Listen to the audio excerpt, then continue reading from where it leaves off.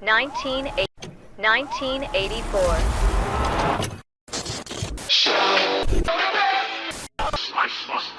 Fortune and glory, kid. What are we waiting for? 1984. I'll be back. The kids of Elm Street don't know it yet, but something is coming to get them. No one knows where it came from or who it will visit next. Nancy, there's something wrong with you. You're imagining things. Nightmare on Elm Street.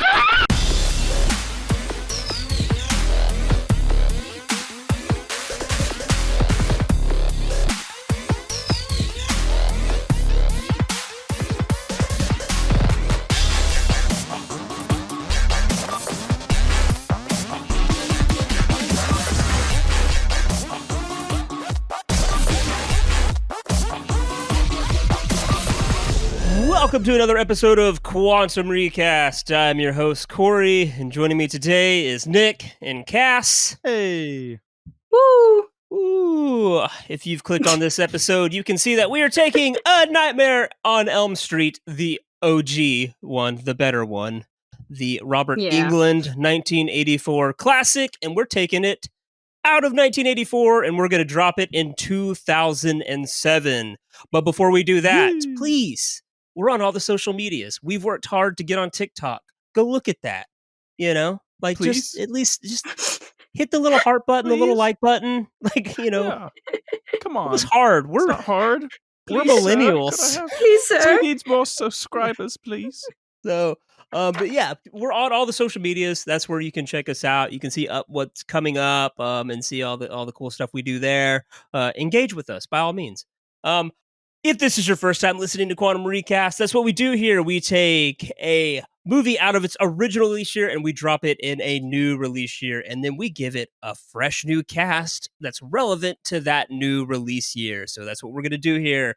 We're going to give 1984's A Nightmare on Elm Street a real 2007 sheen. That's what, you know, it's a good year for that, I think. There was a lot of teenagers in the early 2000s. I feel like the CW was rocking hard and cranking out teen stars. So let's feed them to a Freddy Krueger. But who that 2070 Freddy Krueger is going to be, the only way, remains a mystery. So before we jump in to A Nightmare on Elm Street and dissect the year 2007, have you guys watched anything good or bad that you would like to talk about this week? I watched The Boogeyman, the 2023, I would say it's horror suspense. That has, now I didn't know there was a new Boogeyman that came out. Yeah, it came out, I think, towards like the summer. Okay. Like the beginning of the summer. But yeah, it has an actress from Yellow Jackets in it that I really wanted to see. But the movie, it was just kind of boring. Just it felt like it was just very plain. Like it had its jump scares. I enjoyed those. It had me tense, but the story just was kind of plain. And I just felt like I was kind of bored the entire time. But so Sophie Thatcher didn't do it for you? Yes. No, I mean, I love her. I think she's a great actress.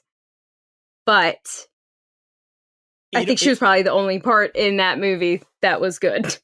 Got it. Well, it's riding the Stephen King IP wave, like obviously, like it's based off a short story by Stephen King, which makes me wonder, when big studios make his short stories, I wonder if he charges them more than $1, because that's like a thing he does. He charges like film students $1 for the rights to his short fiction, and they just have to give him a copy of the finished project. Oh, she's the girl in the biker gang in Book of Boba Fett. And then she's also in that like little sci-fi indie movie with Pedro Pascal that came out in like 2018. Yes. Got it. Okay. All right. Okay. Context. Cool. Nick, have you seen anything good, bad, ugly? So I've watched several different things because I've committed to like watching a movie, tons of movies that I have not seen and needed to see. But one that I just stumbled upon just because it's always keeps popping up on my Instagram feeds and stuff is the year 2000s Vampire Hunter D Bloodlust. Jesse, you'll be super happy with me. It is a 2000 sci-fi anime. It's pretty much about a vampire hunter trying to save a woman from her vampire lover. But, you know, the animation's pretty top notch. It's that's the thing that really pulls you in from the clips on social media. And there's plenty of interesting and fun characters. And it's not like other anime movies where there's just kind of like you play the hits of a show. Like this is kind of like its own singular thing. There might be sequels to it. I haven't deep dived that yet. But it's based off of like a series of either manga or novels, I believe. But it actually has some good themes and great framework with storytelling. But without spoiling too much, like if there's a film with vampires and spaceships, like I'm pretty much sold. So yeah, if you're an anime fan, like definitely you need to put that one on your bucket list there. If you're an anime and sci-fi fan. Yeah. Sci-fi vampires. Yes, don't get it exactly. twisted. Okay, cool. I Ooh, also a space vampire. I also tried to knock something off the old bucket list. I've been trying to go back and watch a lot of early Nicolas Cage. I just feel like that's a weird blind spot for me because he had a wild like 80s, early 90s run. And so I went to Peggy Sue Got Married first. Okay. And I don't know if it's a direct like response to Back to the Future because it came out a year later and it is about someone from the 80s going back to the 50s. Not really any potential incest. They left that part out. I think it's more of like a cinephile's Back to the Future because it's like Francis Coppola like doing it. Okay. Nicolas Cage makes a lot of weird acting choices here because I think he's supposed to be playing like the cool guy in school, but he like uses a very nerdy voice the whole. It's like he couldn't commit to anything. It's weird. It like Nicolas Cage kind of takes you out of it, but honestly, what takes you mostly out of this movie, if you ever sit down and watch it, is Jim Carrey's in it and like one of his earliest things. And I don't know how people didn't see that man and go, yeah, he's going to be a thing, but not necessarily in a good way because he is the worst kind of like background actor you could possibly have. It's Jim just Carrey like and background actor does not. Those no, don't go together. He's a peripheral character, and it's just like he is just It's chewing distracting. up everything. It's like I don't know if Ford Francis Coppola didn't know how to talk to him or just thought he was hilarious. Like Nicolas Cage and him are friends in the 50s, and they have a doo-wop band, and that's like their goal is to be like the next like the Belmonts or whatever. Okay. And during their performance, it's like the other three are doing very choreographed dance moves, and Jim Carrey's doing his own thing. He's like not in line with. It's just he's being Jim Carrey, and He's it's that just kid like that just doesn't know rhythm. He can't count to 8. no, he's just doing his own dance. It's like he choreographed his own thing and went rogue. That's all it is. He's not like Look, bad. He knew Back to the Future already existed. And he's like, listen, I got my screen time. I'm going to get this in. I'm getting myself over. He went into business off. for himself. He did. That's the only thing about this. It's a good movie. Like it's a watchable movie. Did he really say I'm going to be the Michael J. Fox? I don't know what it is. It's just it's Jim Carrey. He's just a keg of dynamite. Jim Carrey is actually a time traveler, and he went back to the 86 to be in this movie, knowing he could get famous off of this movie. I like it. Maybe that's all it is. But it's he's a very distracting part of the movie because you're like you're not supposed to be at the forefront, and you are if you're on screen, and so it's pretty good. But yeah, I watched that. I would recommend it just for that alone. It's a good time. All right, guys. Before we dissect, before we hop into the year 1984, we got to talk a little bit about 1984's A Nightmare on Elm Street. A Nightmare on Elm Street was released in 1984. It was directed and written by Wes Craven, the late, great Wes Craven of Scream fame, starring Heather Langenkamp, Robert Englund, and Johnny Depp in his film debut. This was his first film. So thank you to Nightmare on Elm Street for that one. But also, Nick, I don't know if you might appreciate this, but essentially, this was New Line Cinema Cinderella. Like, it was like, we're going bankrupt if this movie doesn't work. And so New Line Cinema put all of its eggs in the Nightmare on Elm Street basket, and it paid off. And that pretty much made New Line Cinema a viable entity. And then you later got your Lord of the Rings movies. So there you go. There you go. It all works out. Without Freddy Krueger, we don't get the Lord of the Rings trilogy like 20, 15 years later. Yeah. So, it's no. one of the some other domino studio effects. gets it. Yeah. Yeah. And it may not have been probably as good. makes it 2 movies or tries to do it all at once or just puts a lot of bad CGI in it. So yeah. Yeah. Like, we just know that Lord of the Rings with Peter Jackson and New Line worked. It may not have worked with a different director at a different studio. Very true. Peter Jackson Very was true. a New Line guy. He's a New Line guy. And so New Line Cinema was for years called the house that Freddy built. So that's kind of... So does this moving the movie now jeopardize Lord of the Rings? Because I don't know how I feel about yes. that. Hardcore. They don't even... What have we done? Not even a thing. So I mean, we just jeopardized Johnny Depp's career. That's right. Go ahead and scratch Pirates and Lord of the Rings off. So oh God, by doing that. So all right, useless critic stats for A Nightmare on Elm Street, 1984. I keep saying 1984 because there is a 2010 remake that is atrocious. IMDb 7.4 out of 10. Rotten Tomatoes, it actually has a high critic score of 95% and audience score of 84%. Weirdly, critics love this one a little bit more than the audience, which is very rare in the horror world. Metacritic, 76 out of 100. Letterboxd, 3.7 out of 5. And our boy Roger Ebert didn't even have the audacity to take his time to review this movie. Wow. What a jerk. Reviewed the 2010 piece of trash, but did not do the 1984 original. What did he say for that? Oh, I didn't read it. It's probably garbage. My bad. I would just assume he hated it like everyone else, except for Cass, apparently. So, I didn't. Okay. I didn't hate it, but I understand the hate. Yeah, no, for sure. It's justified hate. What's fun is that the 2010 remake, is that what I said? Yeah. Yeah, 2010. The reason it failed is because they recast Robert Englund. That's a hard thing to do with a horror icon, especially if the guy is still alive, right? Which is I'm just setting us up for failure because we have to recast Freddy Krueger. Cory, this is a recasting podcast. Exactly. I'm just getting the audience expectations out of the way. If you hated 2010's movie because Robert Englund wasn't in it, you're not gonna like the 2007 version. I'm ready to hurt again. Cass, you were saying wait? Oh no, I was saying but. I was like, but technically.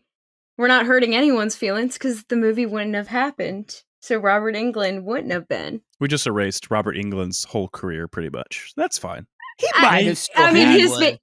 He has a successful career in Shakespearean adaptations. That's the thing. For all we know, we're getting Robert Englund an Oscar because he was a Shakespearean trained actor. Like we just might have saved him from the franchise that pigeonholed him into horror. Like he might have 4 Oscars in 2007. He might be the most renowned Hollywood thespians. So will he still end up being an urban legend with Jared Leto? No, probably not. He's out of horror. No, he's gone. We're saving him from like 200 cameos in horror films. So it's fine. He's in a lot.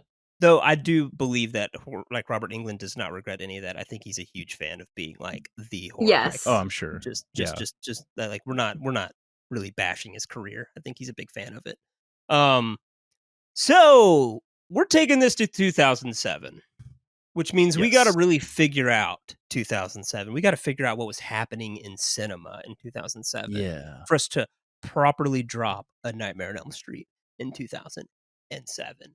So that means we got to figure out what the people were watching. So we got to go to the box office for in-year releases or movies released in 2007. The top 10 were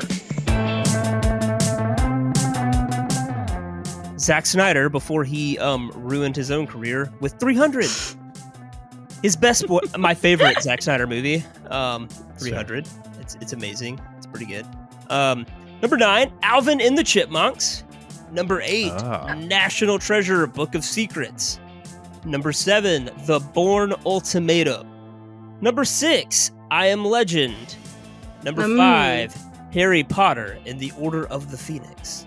Number 4, technically wouldn't exist anymore, but Pirates of the Caribbean at World's End. 3, Transformers. 2, Shrek the Third. And number 1 was Spider-Man 3. Gave birth to one of the greatest memes of all time. So, Bully Maguire. Emo Maguire dancing. Yes. So, yeah, big year. It's wild. Ratatouille got knocked out of the top 10.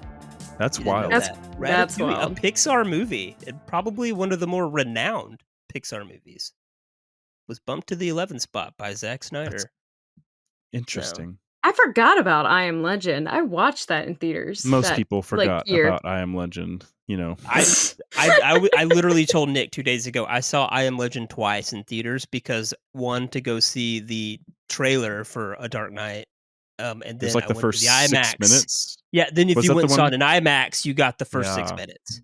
Right, And so- right. And then after that, it's like then you just sit through a Will Smith movie.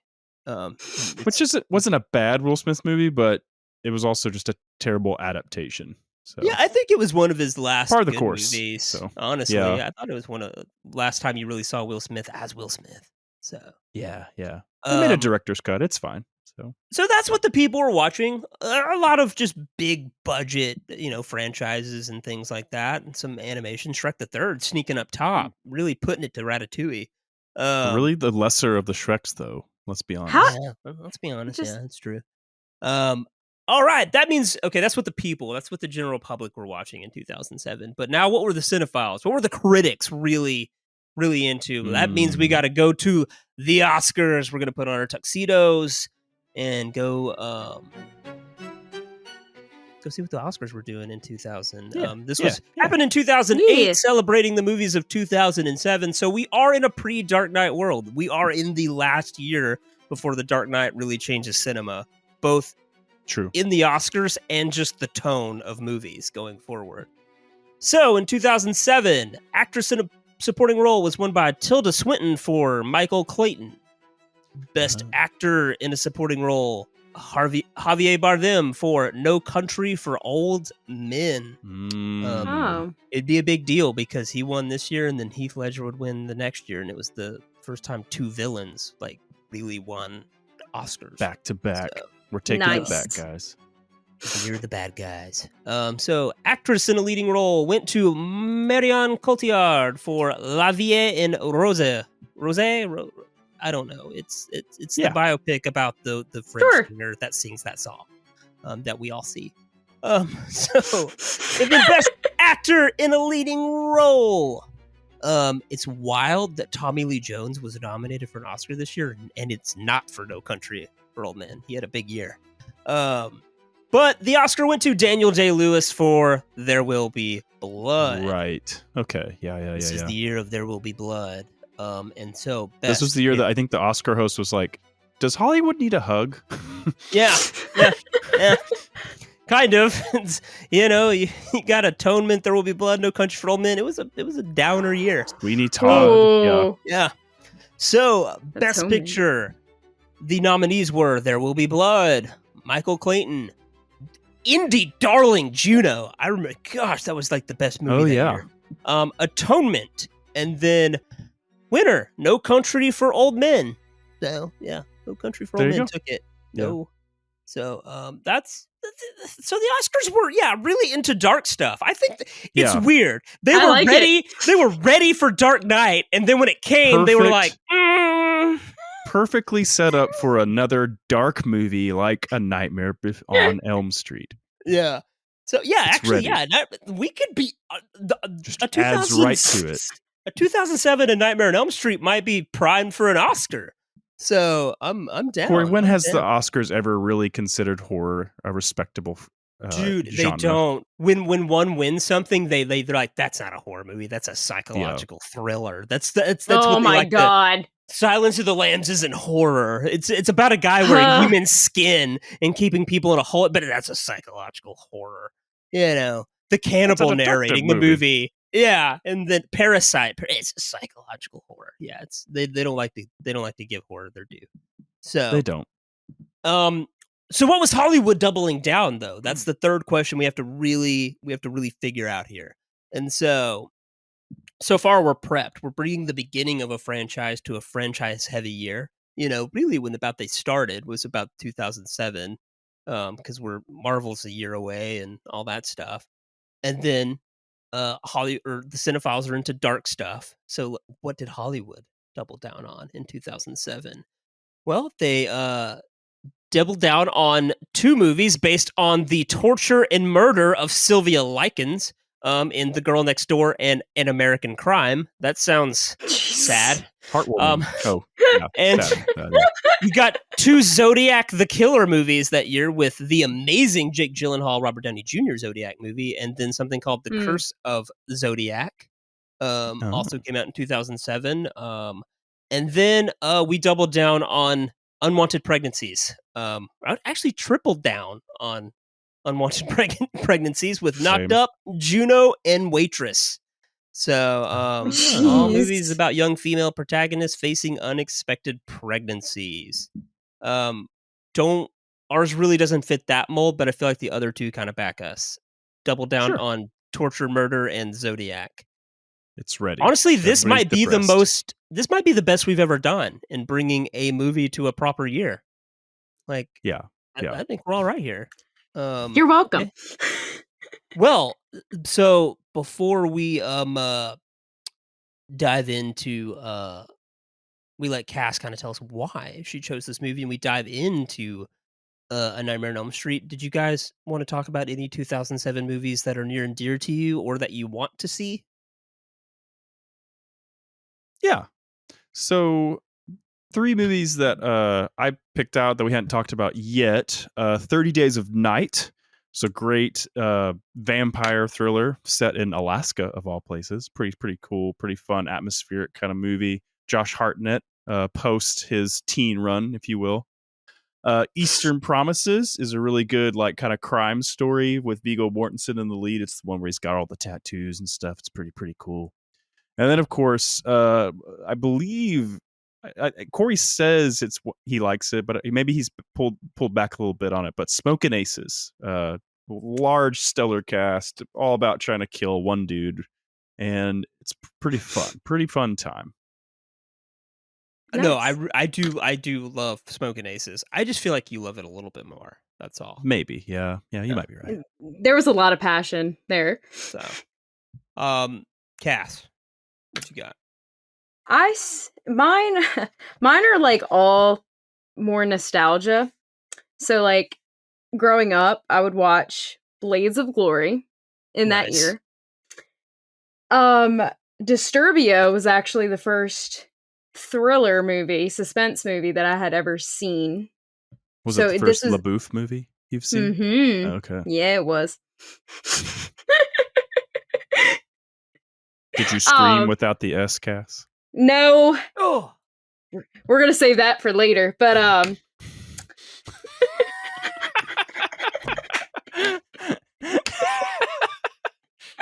but then also the Halloween remake by Rob Zombie. Ah, okay. Gotcha. Yeah. Because I don't know. It's a weird, like, I know a lot of people have opinions about the Halloween remake, but there's just something about it that I like because it was the first Halloween movie that I had seen. Gotcha. I like Rob Zombie's movie. I never saw Halloween 2. I never saw a sequel Halloween, but I did like it's not good. So, it's not good. All right. Cory likes sequels though, so yeah, you never know. You never know. I may love it. So you wouldn't. It's one of those things I've meant to check out, but wow, Cass is speaking for me. Okay, all right, I like it. Cory, what did you like from this year? So for me, I liked this movie that's very kind of under the radar called Sunshine. It's essentially yeah. it's this weird sci-fi movie. It's a great sci-fi movie about this crew that's going to essentially like reignite the sun with like nuclear weaponry, and I believe Cillian Murphy's in here. So just a little illusion.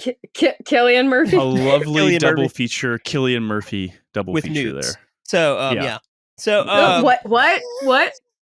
With and nukes. so- yeah, with nukes. Oh, okay. Yeah. Not nudes. That's what I heard. Calm down. So and they go to reignite the sun because it's coming out and they need to save the planet by reigniting the sun, and then it just takes a hard left turn Hard into turn. a Hard horror turn. film, and Love it's just it goes Event Horizon real fast, and it's out of nowhere, and so I highly It's great. recommend Sunshine.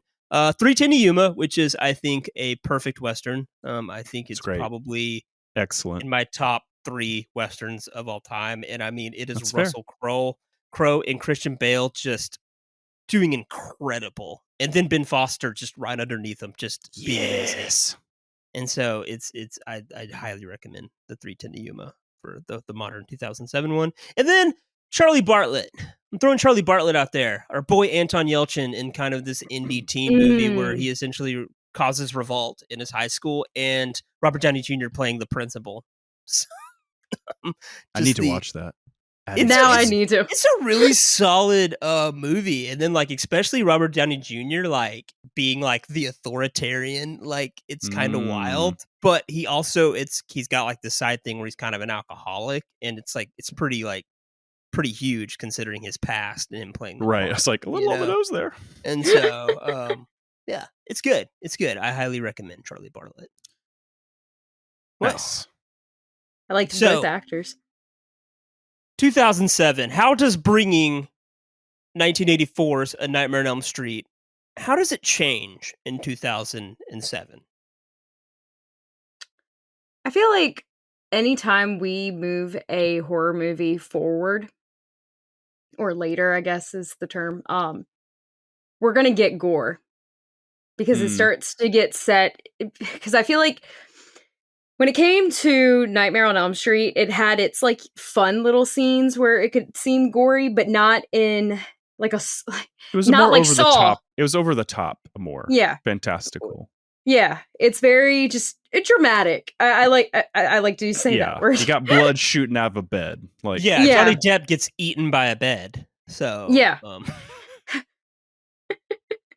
But like with that, with putting it into 2007, that's the same year Trick or Treat came out, and we know how that movie kind of it has its scenes where it can be a little over the top, gory, freaky. But I think that's kind of what you need with a Freddy Krueger movie, just because I mean he's killing you in your sleep, like. You kind of need that little bit of fear that I think the remake tried to do, but it was too much, and they lean too hard the other way. Yeah, you know, because into his backstory. Yeah, the first one, the original Nightmare, it doesn't lean as much as the sequels do into the kind of silliness, for lack of a better term, or like goofiness and charismaticness of Freddy Krueger. But in this one, he's much more of a menacing figure. But yes, like you said, the dream opens up the possibility of the different types of creative deaths. It's not Jason where you're like, well, how many different ways can we hack and slash these teenagers up? It's like, can we kill them in a video game? Can we kill them pulling them through a bed while they're asleep in a tub and stuff?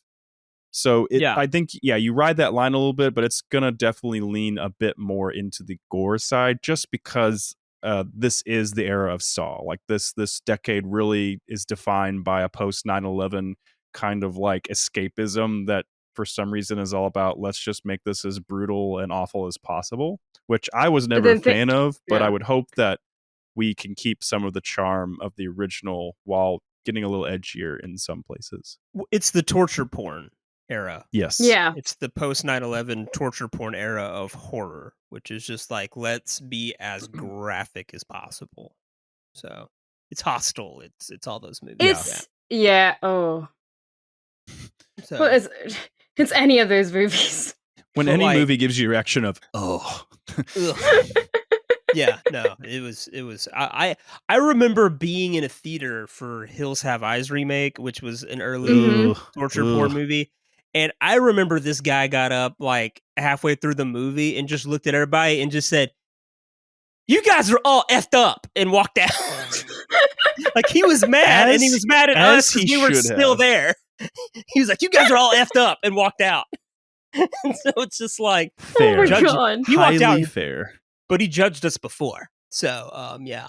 And so it's a rough, I do think that that's the case, but we also have to remember that Nightmare on Elm Street, the 1984 version, it wasn't Freddy Krueger wasn't Freddy Krueger yet.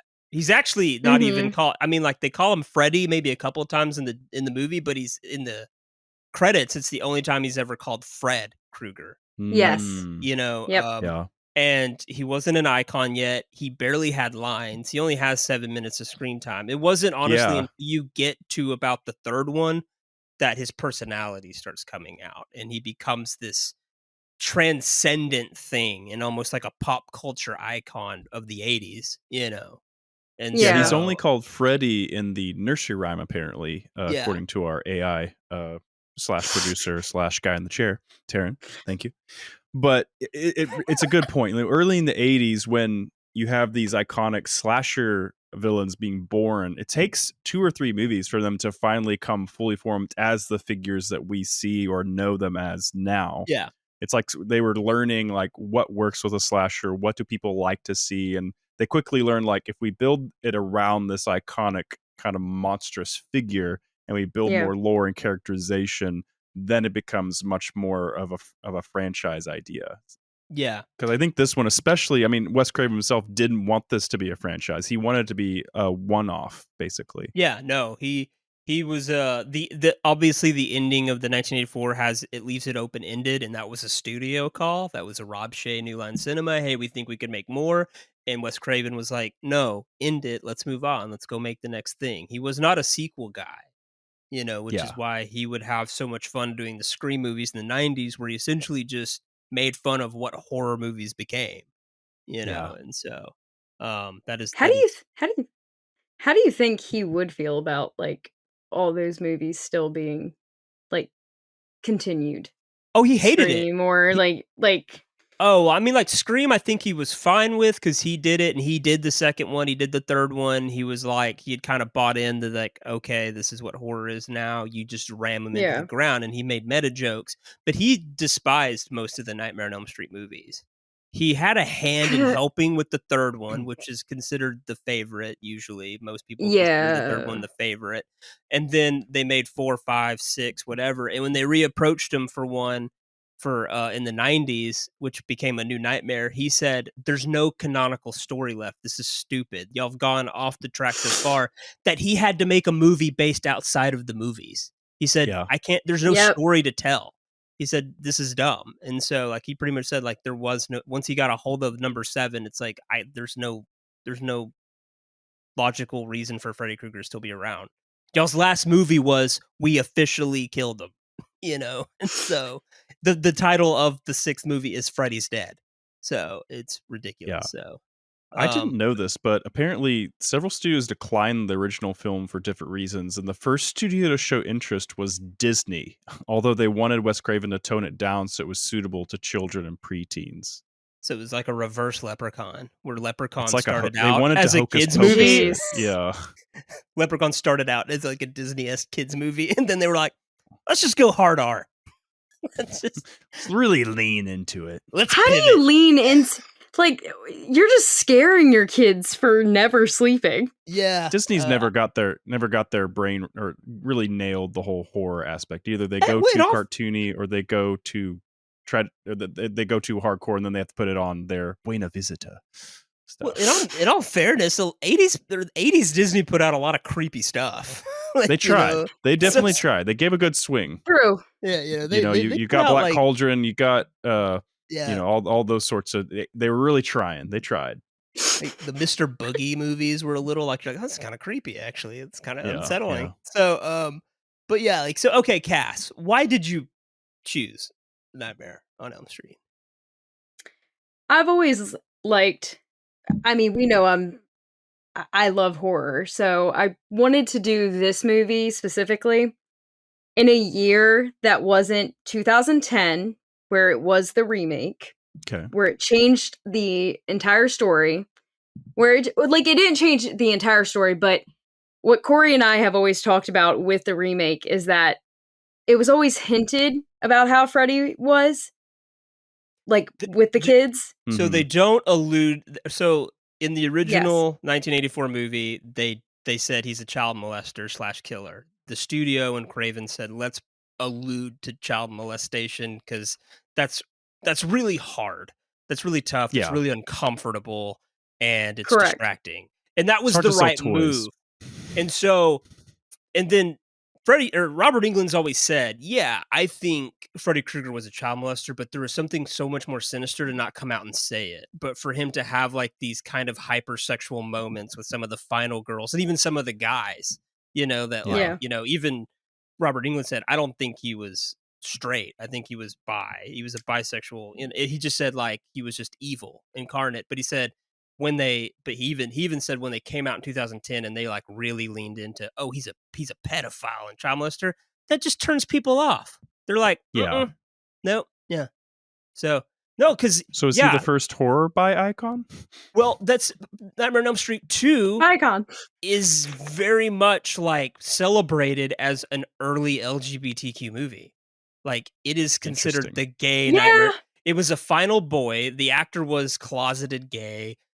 He even felt like there's a lot of subtext that once you really watch it, it's not subtext. It's very on the nose how much homosexual innuendo is in Nightmare on Elm Street 2. But that's the thing. Freddy Krueger was very like almost hypersexual with that character who was male. Okay. In a lot of scenes.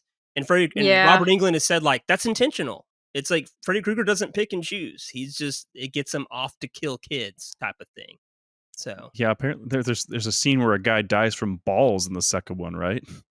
So yeah, it's a coach who is also shown in a gay bar. A gay bar, and the Freddy Krueger kills him by towel snapping him and throwing a bunch of gym balls at him while he's naked and strapped down in a shower. It is very homoerotic. Yeah, okay. All right. Extremely homoerotic. It's been a minute, but that checks out. Yep. So, yeah. No, but to let Cass finish up what she's saying, yeah, it's very much, it was only alluded to in the original franchise. And I think that was kind of the downfall with the remake because, like, as we were talking about it, like, with the gore and stuff, like, it was focused on that. And I think it was around the year that 3D was also a thing. Where they were doing way too much. Yeah. They were doing a little too much with it. 2007 or back in the 80s in 84? No, I'm talking about the remake. Oh, the remake. I'm talking about the remake was because the remake was in 2010. Yeah, it's a post Avatar world. Final Destination 4, My Bloody Valentine, Friday 13th. So it's like they all focused on the 3D aspect of it instead of actually telling the story. Yeah. So I felt like that's why Freddy's story ended up just being like, oh yeah, he was a child molester, and we're looking at pictures of that he had of the kids. It's like, that's a little too much. Like, we didn't need to know all that. Like, all they needed to know is that they needed to survive. When gritty realism goes too far. Yeah. Normal high school stuff. It is weirdly a misstep by them, I think, to try to go that gritty. Especially whenever you're now dealing with a character that became almost this weird tweener. Like, he's the bad guy, but people went to watch the movies to see Freddy Krueger. Right. Know? Yeah. And so then in 2010, you're like, oh, we're going to make him really gross now. And you're like, oh, why am I watching? I want him to make jokes. And it's not funny anymore. And so, he fondled children. I want to go home. That's kind of all it is. And so, So, all right. So so I think, 2007, I just felt like is a happy medium where we still have the gore, but I think like even the story, like, because I think the story would still be fine where you could just allude to it instead of actually saying like, oh, I am one. Here's proof. Yeah. So I just think like you're gonna at least still get like more of an edge than like fun, but it'll still like you'll still get like that Johnny Depp scene going through the bed. Yeah. And I the think blood, but I think you guys pointing out that it will be more gory somewhat works in the favor because Nightmare on Elm Street franchise was one of the most like butchered movie like franchises in the 80s by the MPAA. Like they would just absolutely like cut out massive amounts of minutes of violence from these movies, and it's one of those things where they look back on it now and they go, man, the stuff they cut out is so tame by today's standards. And so it would have been interesting to get, like I guess the full vision of the violence, that Craven and a lot of those directors had, but the MPA at the time in a very Reagan world was like, you can't show any of this. And so, which is sad because back then also that was someone probably putting 1,000 man hours into a practical effect. And they said, hey, sorry, buddy, but they cut that. And you're like, cool. Yeah. The real victim is the special effects teams of the 80s. Oh, yeah. That just cost me my marriage. And my kid doesn't talk to me anymore because that took a lot of time. But cool. It's not the movie. Sweet. It's fine. It's fine. It's fine. But all right. So can I still get that for my resume? Oh no, yeah, no, we just destroyed that. Oh, cool, okay, cool. So, well, I was telling Nick earlier that they like released a 4.5-hour documentary called "Never Sleep Again" on the Nightmare on Elm Street franchise, and I own it, and I've watched it before, like a couple of times before, and so through so many of the movies, they do talk to the special effects guys, and they're like, "Oh yeah, that scene where that guy turns into a motorcycle and then wrecks, and it's all a dream." He's like, "Man, that was really cool." Like, but then they cut all that out, and they're like, "Yeah, that was really expensive and a lot of work," and then it's only like 3 seconds of footage, and like it's like. We tried to get a hold of that footage, but they destroyed it. Like, why? Why did someone just... It's like back then, the practice was they're like, oh, that can't be in. They just go to a fireplace and start tossing reels in. I guess so, yeah. It's just like... they just have the fire pit out back. Like, nope. They didn't... Dude, those studios, when DVDs became a thing and special features were a thing, were like, well, damn. That would have been nice if we didn't have a bonfire with all that footage. But yeah, hindsight. So, all right. Well, okay. Last question before we recast this bad boy. Who would direct a 2007 A Nightmare on Elm Street? And again, just going by the rules here, we try not to. Wes Craven's still alive, but like, let's not say Wes Craven. Right? Yeah. Who else? No. Who else? Not all at once. I don't have a pick. I'm not the horror guy, so I'm leaning on you two to give me something here. But you're a director guy. Directors.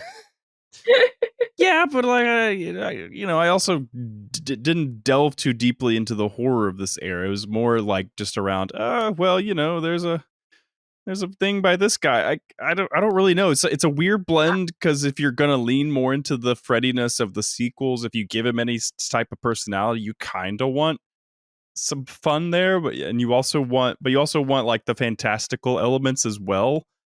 Like, yeah, I really don't know where you go with that. I don't know who's the right pick for that. Well, that's why, and I wouldn't want him messing with the Nightmare on Elm Street movies, but like I think that's why I was thinking of Rob Zombie earlier because I feel like but Halloween remake is a little dark. Like I feel like that might have been still on the same line as the remake in 2010 for Nightmare on Elm Street. But I don't know. I think I would say Rob Zombie.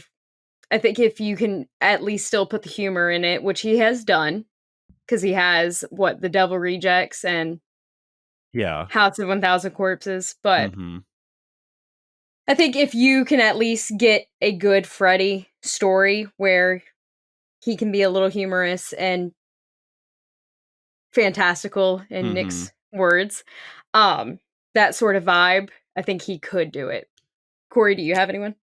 I do have So it's again, we're kind of in the torture porn era, and like there's some like low hanging fruit where I'm like, I wonder what a Tim Burton R-rated movie would look like if he had ever just decided like I'm gonna just lean hard into horror, because he always keeps it family, he keeps it dark. He's kind of horror adjacent, yeah, but he always keeps it like he's very much a family film kind of guy in a weird way, and so and then it's hard because when you look at like we're not quite to the like peaks of the James Wans and the Ari Asters, like we're not that's somebody. I mean, and he even saw like Mike his baby, Flanagan. so yeah.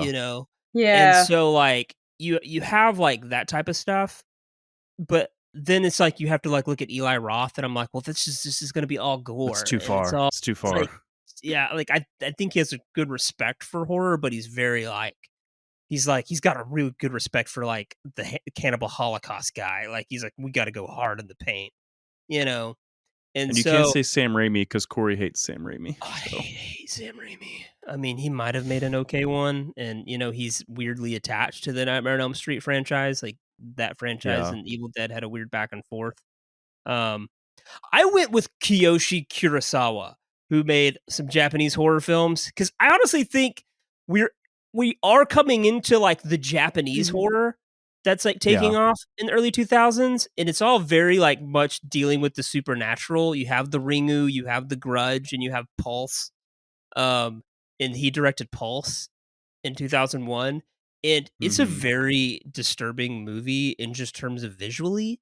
And I think he would really handle a great horror film where the villain's only in it for 7 minutes, and it's just a lot of disturbing dream imagery, I guess. So I would say let that dude take a shot at it.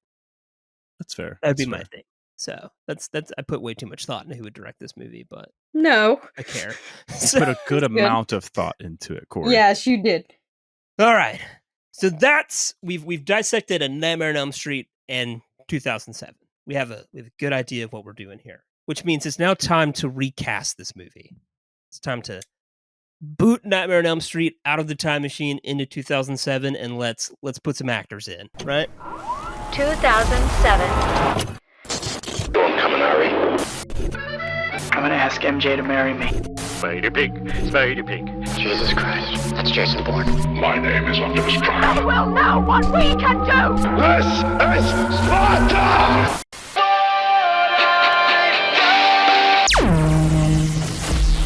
You have arrived.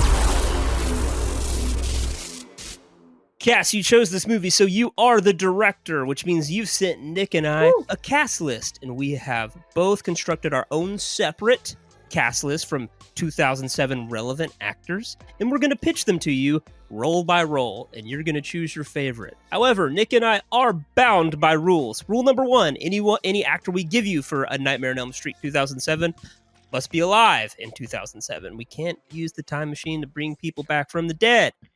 Rule number 2, anyone we cast must be free to do so, cannot be incarcerated, in prison, or anything like that.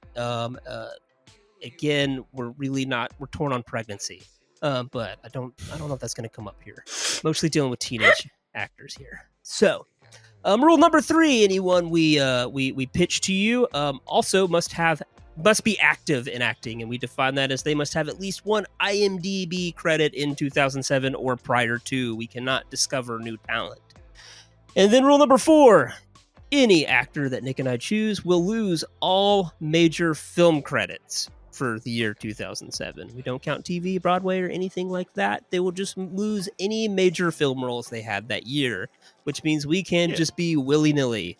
But it also means sometimes we burn some beautiful movies to the ground. We've already killed Lord of the Rings and Pirates of the Caribbean in this episode so far. So it's fine. It's fine.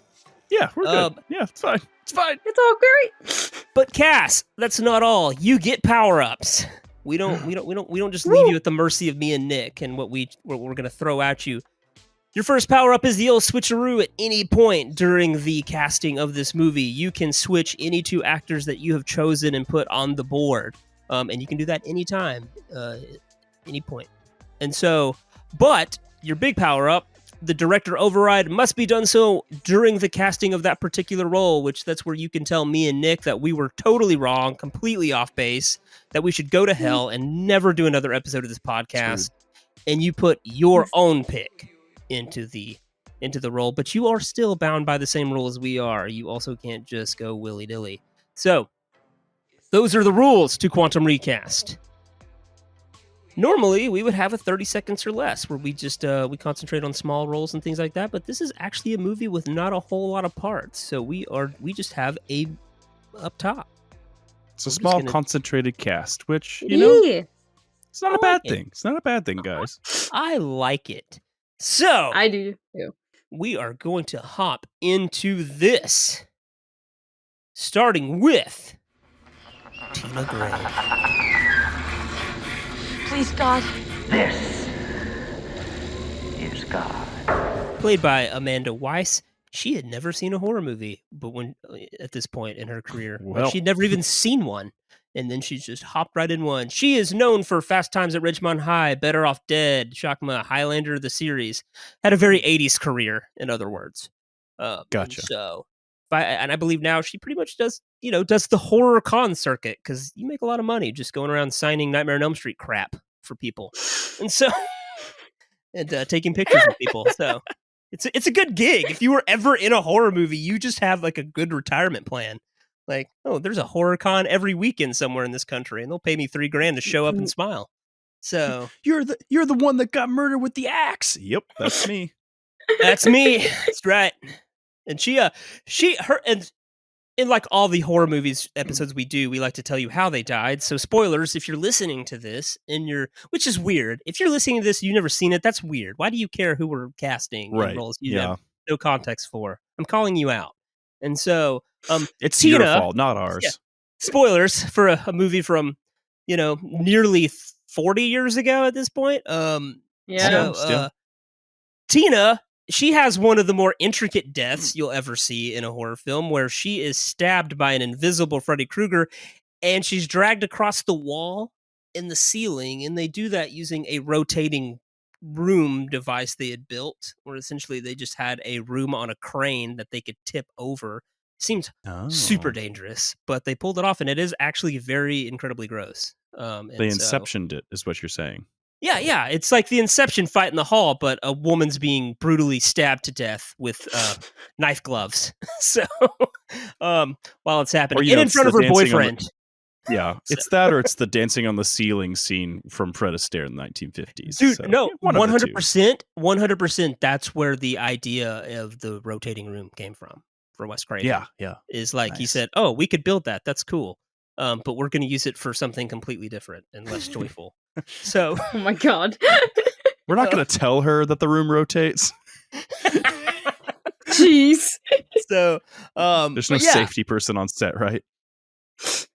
But Tina, her character template is essentially the more promiscuous friend, the blonde friend, who has premarital sex with her boyfriend, the bad boy, and of course, right after coitus, like in any horror movie, she's murdered brutally, because apparently slashers have very traditional Christian values, and they don't condone premarital sex. So, all right, Tina, Nick, or Cass, who do you want to go first, me or Nick? Let's go with Nick. Oh, I knew this was favorite. coming. There it is. There it was. There it is. That's how you know. There it is. It's on tape now. She has a favorite, and it's Nick. Recorded. It's been decided. Wouldn't it be bad to go first? Who knows? Who's to say? We'll find out. But okay. So I leaned into kind of the same mentality I had last time we approached this era for Friday the 13th, where I wanted people to just murder off Disney popular people. So I'm bringing you somebody from High School Musical. They were Sharpay in 2006, and then 2007 was just the big year Disney went, we're going to push you, because Ashley Tisdale's who I'm talking about. She has like 5 music videos, all these appearances on like her Sweet Life of Zack and Cody show. So I'm just going to say, you know what? Throw her in the horror movie, let her die a gruesome death as well. That'll really just send it over the top for me. So I think she can just play that role really well. the jump from the Sharpay character to this character is not that huge. So I think that she's going to be a very decent, and she'll suffice as Tina in this situation. Bring some names in, put butts in seats. The kids will be excited. I want to go watch Sharpay, and they'll be like, "Oh my god, she got thrown across a room."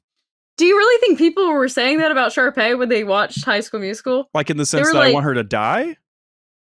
Okay, like no, I'm just saying I don't think a lot of people were like, "Oh my god, Sharpay was my favorite," because like she was a little bitchy. I think you misunderstand a lot of musical theater people.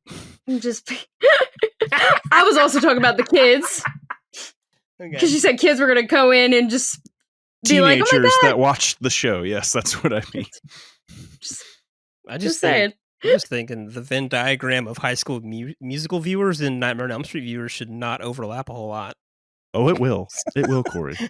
I just imagined her singing her song that came out that year, He Said, She Said, as like she's dying. She can just be falls asleep listening to it. Okay. She's singing it. It's the song that plays while Freddy stabs her to death. Yes. So we could maybe go meta. I don't know. God, don't do that. Okay. All right. No, I don't hate that pick. I see what you were saying with it, with the type of character that she would play as.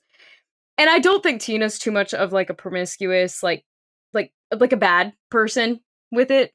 Because I think a lot of like the blondes are always made out to be like this bitchy type of person. But she was very like, she would always go to Nancy about like what was going on, like her dreams and stuff. So you could see that there was still like a good relationship between these two characters. Yeah. But I think that does work for Ashley Tisdale because she can play those sort of, I can be a little bitchy, promiscuous, whatever. Yeah, but Sharpay's definitely the mean girl, and the Tina character isn't necessarily come off that way. It just comes off as the promiscuous friend who happens to be promiscuous, you know? Yeah. And no, and I don't mean promiscuous in like the way a lot of horror movies, show women, like especially in the Friday the 13th, where it's just like sex. That's sex. Like Tina's more of a grounded, actual teenage character. She just happens to be sexually active, which you need that contrast to the virgin Nancy, who's just not quite ready to go there with Glenn. Glenn has to just sit and listen to Tina and Rod have sex while, crashing on the couch. Which, for the record, Wes Craven said he wrote that based on real experience. So, it's fair.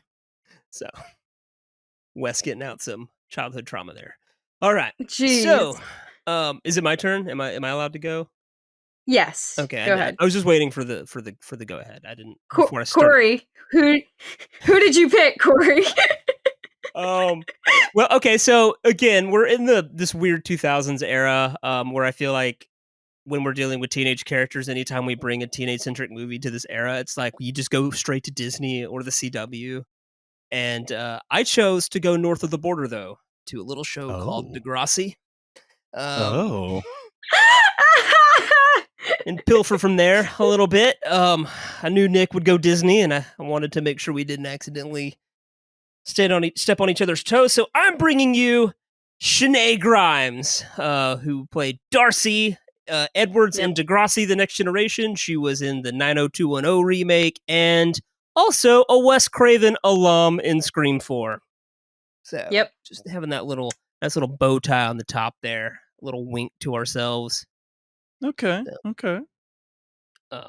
And Darcy in Degrassi's she is more of a Nancy character. She's kind of the prudish, like good girl, I think, in Degrassi. But of course, in Degrassi, nobody stays the good kid long, because Degrassi's it's just Sodom and Gomorrah. Everything wrong that could happen to teenagers is happening at school on a daily basis. There's just shootings and pregnancies and overdoses and stabbings, and so they put Drake in a wheelchair.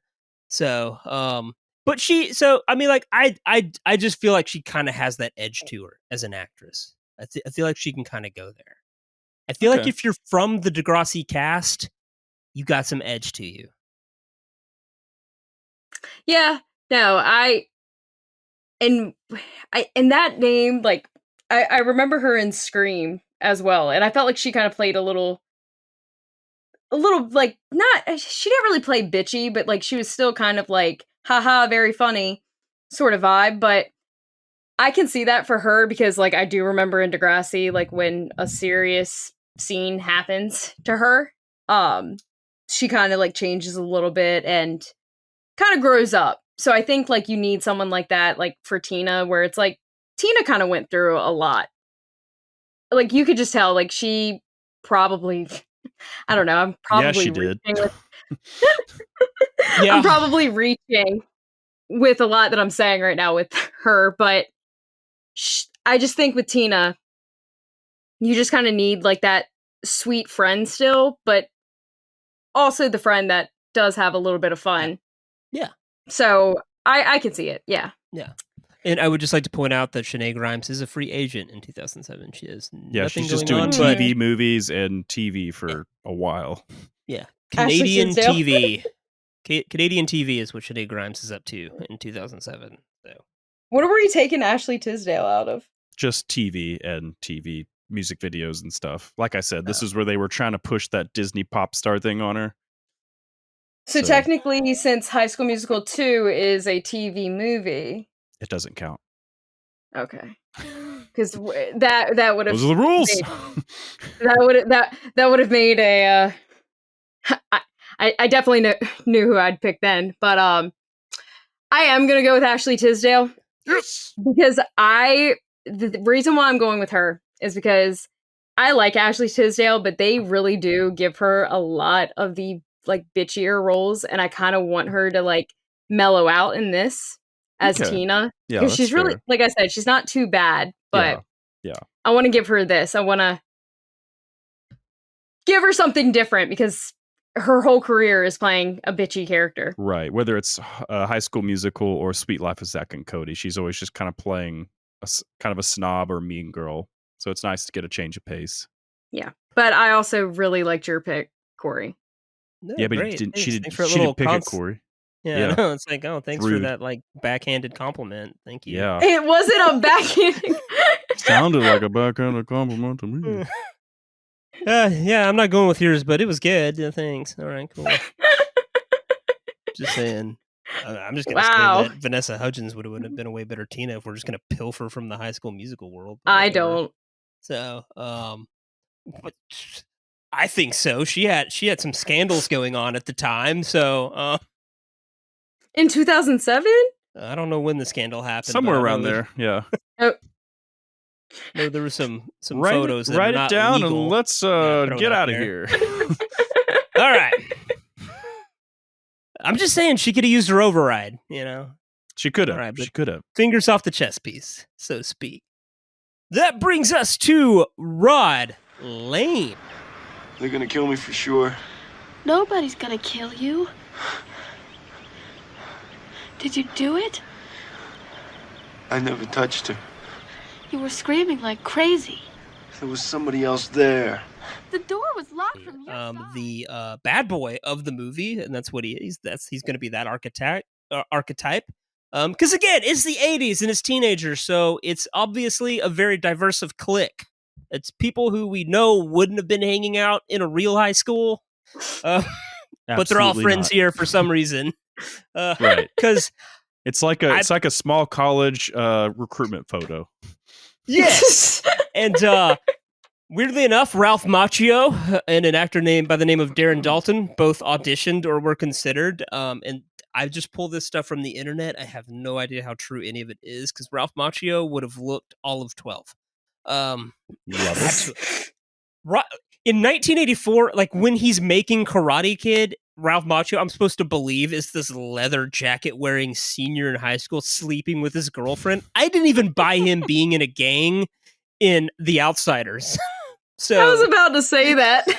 It's like there's a reason you were the guy that went on the run and weren't part of any of the rumbles. So, I'm surprised Esau Morales was not considered. He is pretty much just who is played by Jesus Garcia. I do not know if that's how you actually pronounce his name. It's JSU. Jesus Garcia is who played Rod but he's like a doppelganger for Esau Morales. But But that's what it is. He's the bad boy. He's Tina's boyfriend. He's giving Glenn a hard time because Glenn's not getting laid, and that's how high school worked at the time, I guess. And he looks all of 34, like he's been held back a few times. In the script, he's supposed to be 15. And the complexity of A Nightmare on Elm Street, in that it's not a typical slasher, is Freddy Krueger, which is weird because later in the canon, it is suggested that all of his power comes from kids being afraid of him. But in this movie, he's just trying to frame Rod. He really did. Yeah. He really leaned into that. He leaned into the I'm going to kill teenagers, but I'm going to make it look like this bad apple in their class is really the murderer. So, Rod I guess goes on the run. It helps with I guess it helps with the idea of keeping him more of like a myth and a legend. It's like the less people know about me, the better, and the more that they don't believe that I'm a real thing, the easier it is for me to take advantage of these kids and stuff. Yeah, well, that's kind of how it was. Yeah, Freddy versus Jason. Like he just needed everyone scared. Yeah, he didn't need he didn't need people to be scared of him. He just needed like all of them to be scared because that's where his strength came from. So that's why he was pushing Jason to kill more. So right. And so it's still it works out. But yeah, it becomes the greatest trick the devil ever played was convincing people he wasn't a real thing, I guess, is what you're saying. And it kind of helps that the parents are also maybe like, I wish they had leaned in more to the parents who are like, they know Rod's innocent, but they're willing to put him in jail because they're trying to bury the Freddy Krueger secret. That would have been way better if the parents are like, yeah, we know this kid didn't do it. But yeah. Wow. Yeah, so that would have been way They break the fourth wall.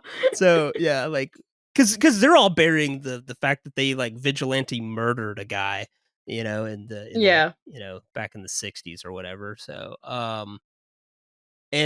so yeah, that's what we're looking for. We're looking for a bad boy here. Nick, you're up because you made it with Tina Gray. So you're up for Rod. That's true. I did make it. You did. Cass, I'm going to throw at you. I was just looking for like that kind of rough and tough bad boy vibe. So I'm going to throw at you Garrett Hedlund. You know him from Troy. He was Patroclus, Brad Pitt's cousin, quote unquote. But then he was also known in Friday Night Lights and the Four Brothers movie before that, in that attempt at a young adults franchise, Aragon. But this year he's doing Death Sentence, which is actually a James Wan directed movie starring Kevin Bacon and John Goodman and Kelly Preston. Wow. But he's doing that, and then Georgia Rule, which just looks like a typical slice of life kind of thing with Jane Fonda, Lindsay Lohan, and Felicity Huffman as the leads. So I'm pulling out of that to get Murdered and Framed by Freddy Krueger, because I think he just kind of has that kind of he likes to play those type of characters that are always like in trouble with the law, or they're kind of rough around the edges. It's 3 years out from Tron Legacy, where he also kind of plays like an outsider character that's slowly accepting his role in things. So I think he plays kind of like the leather jacket wearing boyfriend that's gonna be seen as the problem child and the easy scapegoat for Freddy Krueger. Okay. I'm now worried about Cory. Well, Cass, I did not bring you a guy that Hollywood really, really, really tried to make happen, and just I'm not trying to make him happen, Cory. I'm just trying to fill the spot properly. Garrett Hedlund's entire career is Hollywood really, really wanting him to be a thing. He's Roman Reigns the first 7 years of his career. It's like Hollywood was Will Smith and Garrett Hedlund was the son there for a while. Was Jaden? Yeah. Jaden Smith for a while. It's like he's gonna be a thing, and we were all like, not really. I don't think so. And you know why? You know why Garrett Hedlund wasn't a thing? Because Channing Tatum was a thing, and that's who I'm giving you, Cass. Channing Tatum broke out in 2007.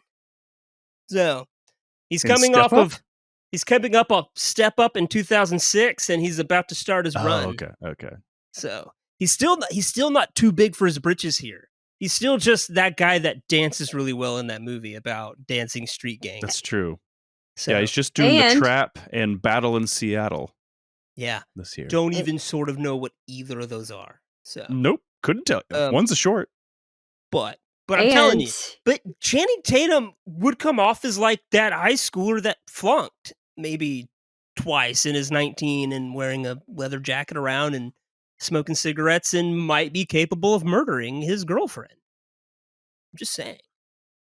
So, I'm surprised that you didn't bring up She's the Man, because that came out, I think, the same year as Step Up. I mean, yeah, he's coming off that soccer too. movie. Yeah. Well, I mean, but I was just saying, he's coming off. But I'm saying stuff. that if you're kind of getting like when you first meet him, he's kind of like this asshole, just kind of not caring about like other people's like feelings and stuff. And he like, of course, grows up and starts showing caring, showing that he like cares for Amanda Bynes' character. I forgot. It's been a long time since I've seen that movie, but trying to imagine that with him being scared to death to being in prison for something that he didn't do, him being scared for watching his girlfriend die. So yeah, no, I see it. I think that's kind of fun. Now I kind of wish that we put his wife as Tina, or his ex-wife now. Mm-hmm. What's her name from Step Up? Oh, I forget. Jenna. Her name is Jenna. You would know it.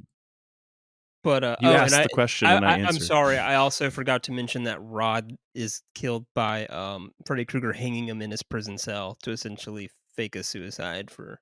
Yes. Oh, yes. yeah. Again, Freddy was really all about making Rod look like the killer, and then then guilty by suicide. So, yeah.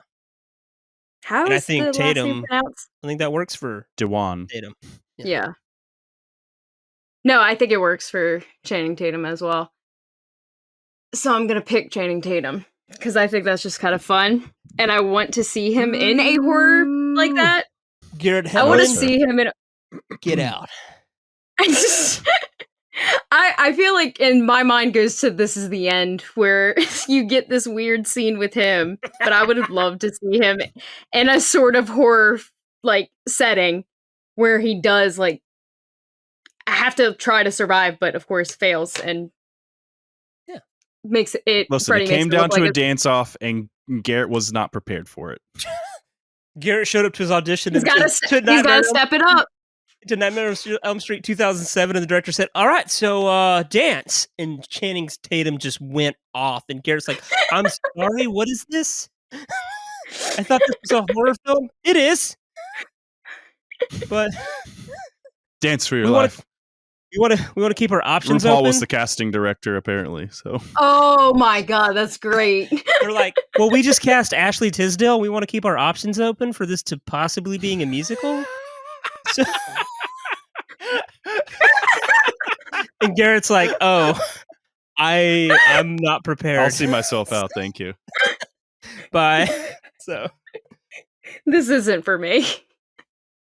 All right. That brings us. Okay, Channing Tatum is on the board. We have our first couple, Ashley Tisdale and Channing Tatum. I think make a nice couple that is brutally murdered. All right. So that brings us to Glenn Lantz. And I get the sound effects tape from Rod. Hello, Mom? Yeah, out here at Barry's. Huh? Yeah, noisy as usual. Glad we don't live here, huh?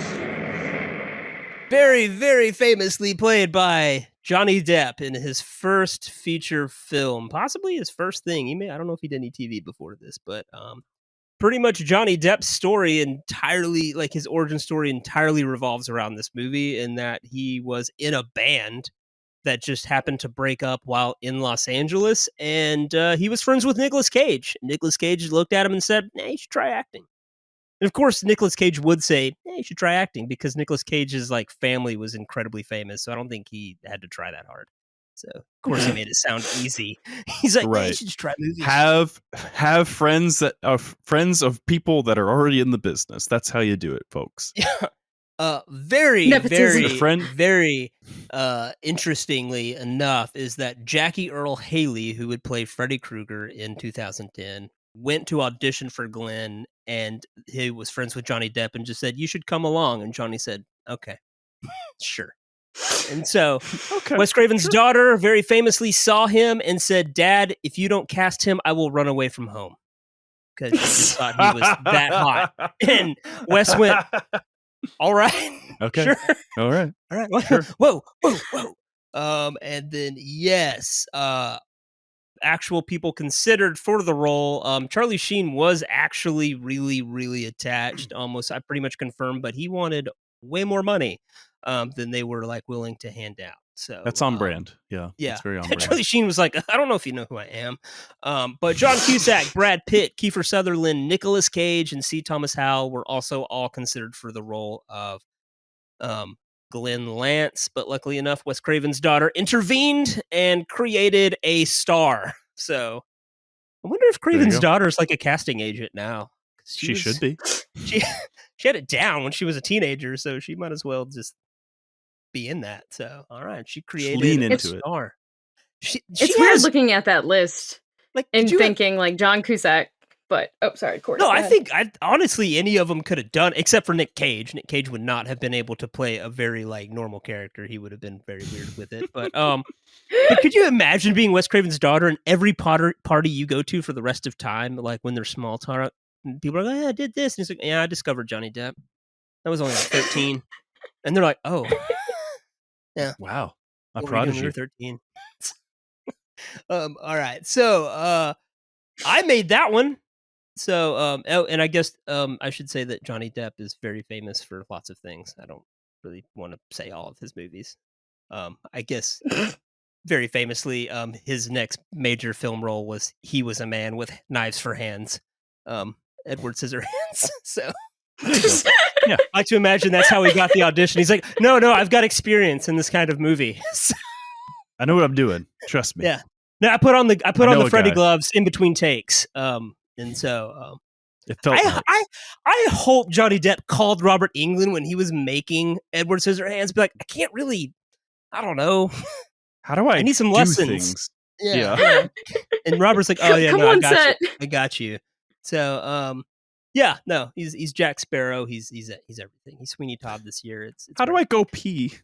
So you take the gloves off.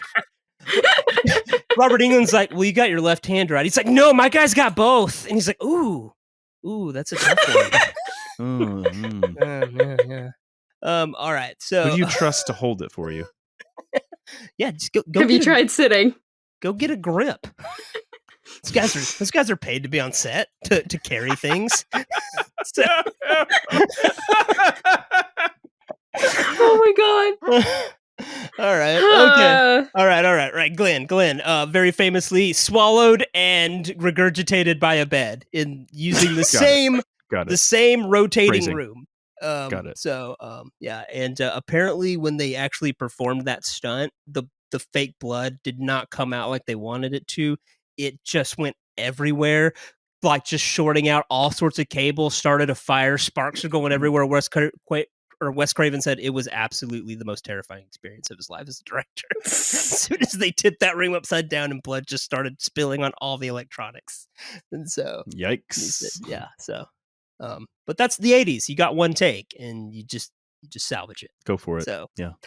All right. I made it. So my Glenn Lance, I'm bringing you guys coming off of a horror movie in 2006.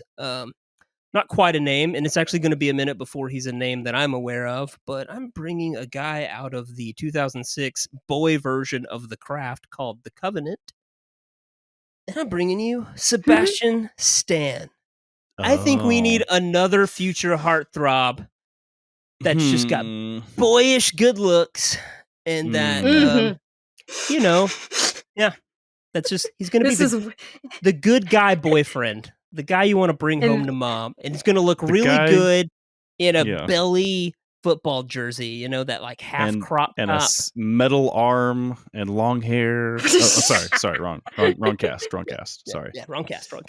So, yeah. Covenant was in 06 and 07. The title is Education of Charlie Banks. Is what? Yeah, I never watched that one. I watched The Covenant. I don't care about that other movie. Yeah, don't know what that is. Didn't care. I'd rather see Sebastian Stan swallowed and regurgitated by a bed. So I almost said Fair? something inappropriate. So anyway, moving on Cass's, I do. one of Cass's favorite actors at the moment. I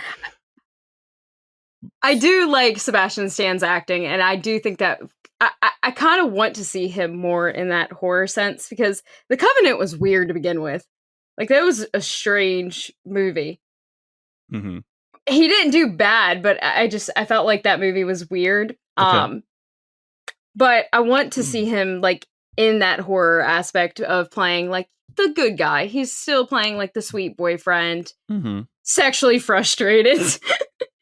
But getting swallowed in his bed and dying, and I could see that for him. So even though it'll make me sad to see. Okay. Well, before you just sign on the dotted line, can I state my casting choice? Can I? I mean, I guess. Okay. Yeah, go for it, I guess. Listen, I pulled another current big name. He's just come up. He's been on other movies like John Tucker Must Die and a lot of TV shows and stuff. It's Penn Badgley. Penn Badgley. Yes. I never know how to say it. I don't know either. But he's kind of like the current TV streaming heartthrob at the moment. He's been up for like roles like in the Fantastic Four and stuff. Most people know him from the TV show Called You, Gossip Girl. He was in Easy A as Woodchuck Todd, and that's pretty much the main things a lot of people know him for. This year, he is in a movie called Drive Thru, which is described as a horror gets supersized when Horny the Clown, the demonic mascot of Hellaburger, starts slashing Orange County teenagers with his meat cleaver from hell. So straight to DVD to theatrical horror is where we're going. We're trying to upgrade him a little bit here.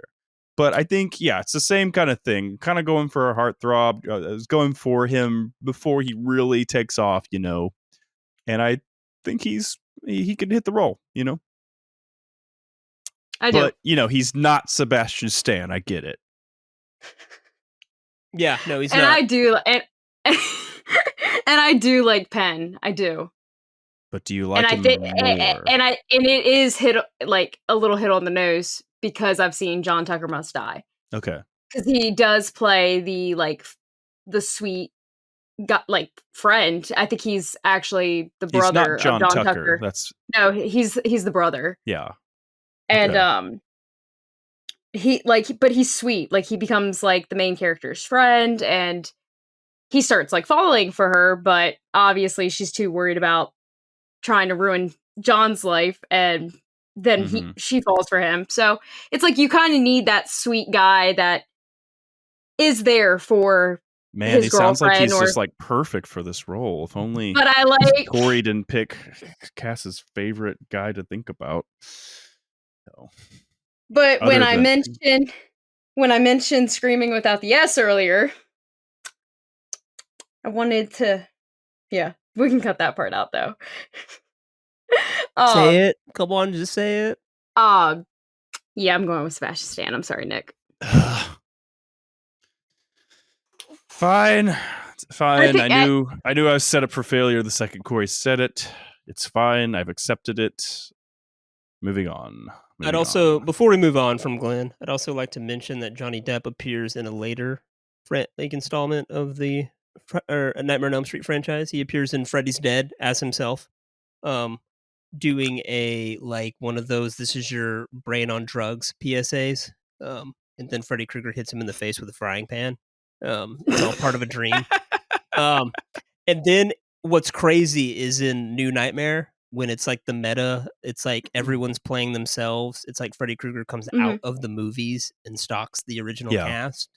There's a funeral scene in there, and a lot of the actors from the franchise were asked to come. And Wes Craven said, "I was too nervous to call Johnny Depp. He obviously didn't need this, and he was a huge star, and blah blah blah." And Johnny Depp found out and called Wes and said, "Should have called. I would have been there in a second." Oh. Sucks, huh? Yeah. So the moral of the story, don't be afraid, everyone, to follow your dreams and to call A-list actors you know. It's not too late to call your friend. It's not too late to call that really famous person you know and ask them for a favor. So, all right, that brings us to Marge. Thompson. A bunch of us parents tracked him down after they let him out. We found him in an old abandoned boiler room where he used to take his kids. We took gasoline, poured it all around the place, and made a trail of it out the door. Then lit the whole thing up and watched it burn. Played by Ronnie Blakely, who was of Nashville, the show Nashville fame, and The Driver. She is the mom.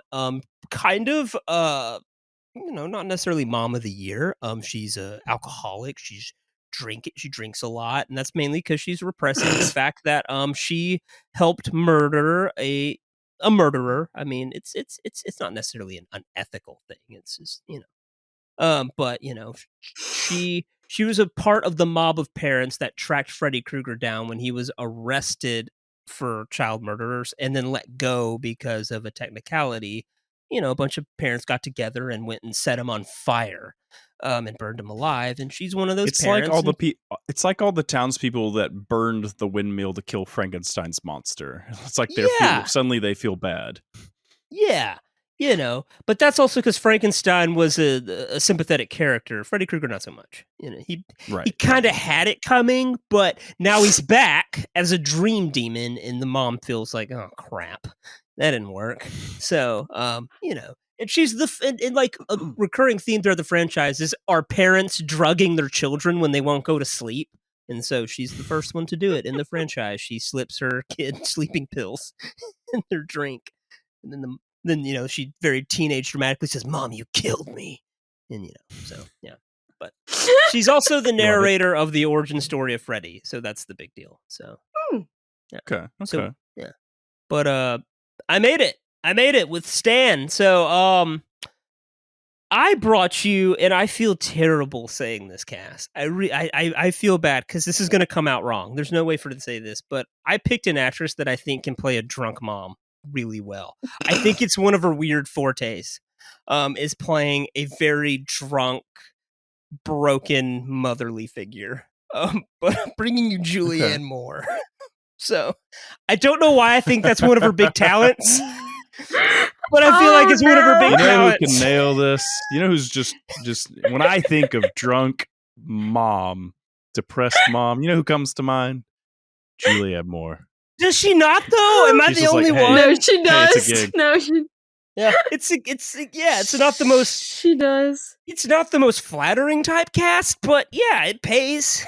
So she's like the most traumatized, like broken character. Like she plays those roles very well. The broken type. Yeah. She plays broken characters, blindness, Boogie Nights. It's just that movie with JGL that he was addicted to porn. I forget, Don Juan or whatever. Like she plays really great broken characters. So I thought she's gonna nail this.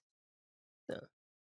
No, I like Julianne Moore, and I hate that you described her as that because now I can't unsee it. She's a talented actress. I'm sorry. No, oh my god. Okay. I should say that she was in a lot of movies this year. I've never heard of them. So. Gotcha. What were they? Let me look them up. I would be remiss to not mention that she was in quite a bit in 2007. So she was in movies. She did things. She did things. So she worked. That was a thing. She was the only thing I recognized that she was in is she was in that weird Bob Dylan biopic, I'm Not There. A movie called Savage Grace, the Nicolas Cage movie Next. And that was really it in terms of films. The only other thing she was in a music video. Gotcha. She was in a music video? Or she's in something called Video. Vanity Fair, Killers Kill, Dead Men Die. I don't know what that is, but it just says Video. Oh. So gotcha. She's coming off of Children of Men. So I mean I feel like she's hot right now. So hot right now. Well. All right, Nick. Yeah. So I'm gonna counter with another leading lady type that also has alcoholic, depressive mom energy. Jesus. I'm going to bring you Laura Linney. Laura Linney, you know her from such shows as The Big C. The Savages was a movie that they're listing here. I don't know her from those things, so I don't trust you, IMDb. I'm going to tell you what I know her from. She's voiced characters as herself, actually, in BoJack Horseman. You know her from she does a lot of voice acting right now, but she's always kind of given off like mom energy in the current like past 20 years or so. She's been in The Exorcism of Emily Rose. She was on Frasier for a few episodes. She was in Love Actually, the movie, and Mystic River is probably one of the bigger voices as well. Or if you don't say Congo, I will punch you. I'm working my way to the bottom, Cory. You got Mothman Prophecies before that. You got Truman Show, and then we get down to Congo, Cory. Okay. Did you say Ozark at all? No, she was an Ozark. Okay. Yeah. Hold on. Let me start at the top, and let me just list everything she's been in. Why don't you say something good she was in, Nick? Damn. So, no. I think we got it. Like it's okay. All right, you got it. I can list a few more. Sorry, I was like. You know how I feel about Congo. No, it's fine. So he was lost in the moment. I was like, he's not going to say Congo. He's going to do it on purpose. So all right. I will say that I think Nick nailed it. I do think she has drunk mom energy just from Ozarks alone. So. Yeah, no, and that's kind of where I was leaning more towards thinking Ozark. So I am going Laura Linney. Woo! As much as I love Julianne Moore.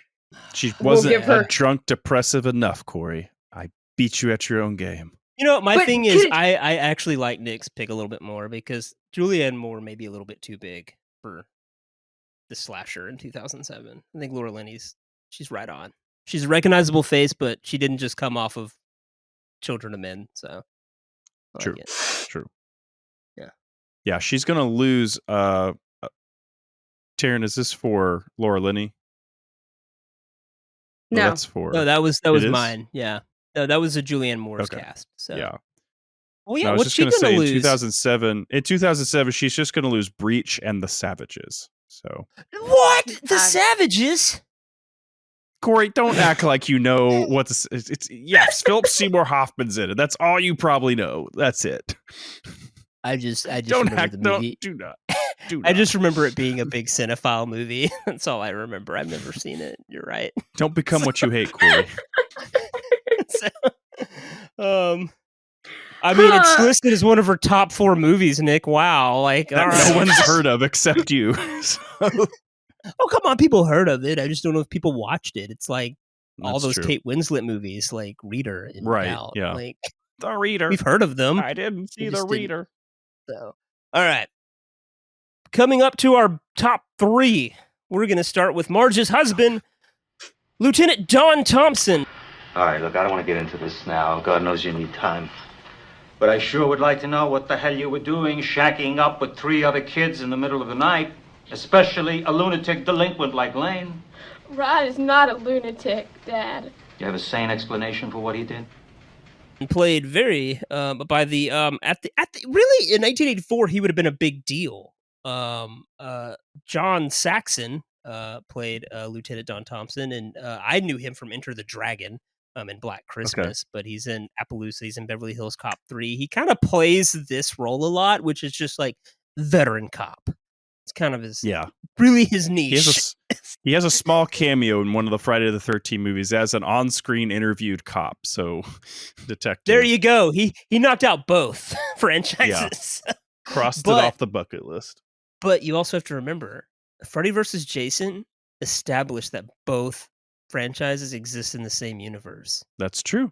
That's true. Maybe he's playing Lieutenant Don Thompson. So in that, you know, he's just like at that time going, what is the world coming to? So it's not safe to be a teenager anymore. So yes, played by John Saxon. He is the father figure, and you know, obviously the authoritative cop figure. Weirdly, I think a little misused in this movie. He just kind of comes and goes, but he's almost the good cop parent. You know, he's like the one Nancy really turns to, because again, mom's kind of drinking all of this like away. Like she is just self-destructing like crazy. And so the dad's trying to kind of keep it together, really just trying to do his job. And it kind of not doing a great job. I feel like he's not a great cop in this movie. Yeah. I feel like Nancy just doesn't have great parents. Like you have a drunk mom and a father absentee who father. just he cares more about his job. He's married to the job. So that he's not good at. Yep. So that he's not good. And I can't remember how much he I don't know if he's really involved with the murder of Freddy Krueger. If so, he's way less remorseful. He's just like, yeah, Fred Krueger's dead. Took care of it. So he's more like, I mean, unless he cleaned it up. Tag him and bag him, boys. It's like little vigilante justice. So, all right. Nick, you made that one. So Yeah. it up for Lieutenant Don Thompson. Lieutenant Don Thompson, not Don Johnson, not Miami Vice here. Same decade, No. different. We're in Ohio, not Florida. So yeah. I'm gonna give you. Everybody knows who this person is. I'm giving you Dennis Quaid. He is dad energy tenfold at this point. He's right in his 50s, so he's in the sweet spot. In 2007, what we're gonna miss out with the old Dennis Quaid, old Denny, is Battle for Terra. He has a voice, which doesn't count, and Time Shift is a video game he has a voice in. So he's kind of just taking a chill year this year. He's just doing some sweet voiceover gigs, so he's primed and ready to get on screen for a little bit. So I think, he just has he can play like the dad who, as he always does in several movies like the Footloose remake and stuff, who just isn't willing to listen to his teenage daughter. I think he just can nail this right out of the park. I like that pick. Yeah, you do. I also brought you Dennis Quaid. Nailed it! That's amazing. Across the podcast, high five.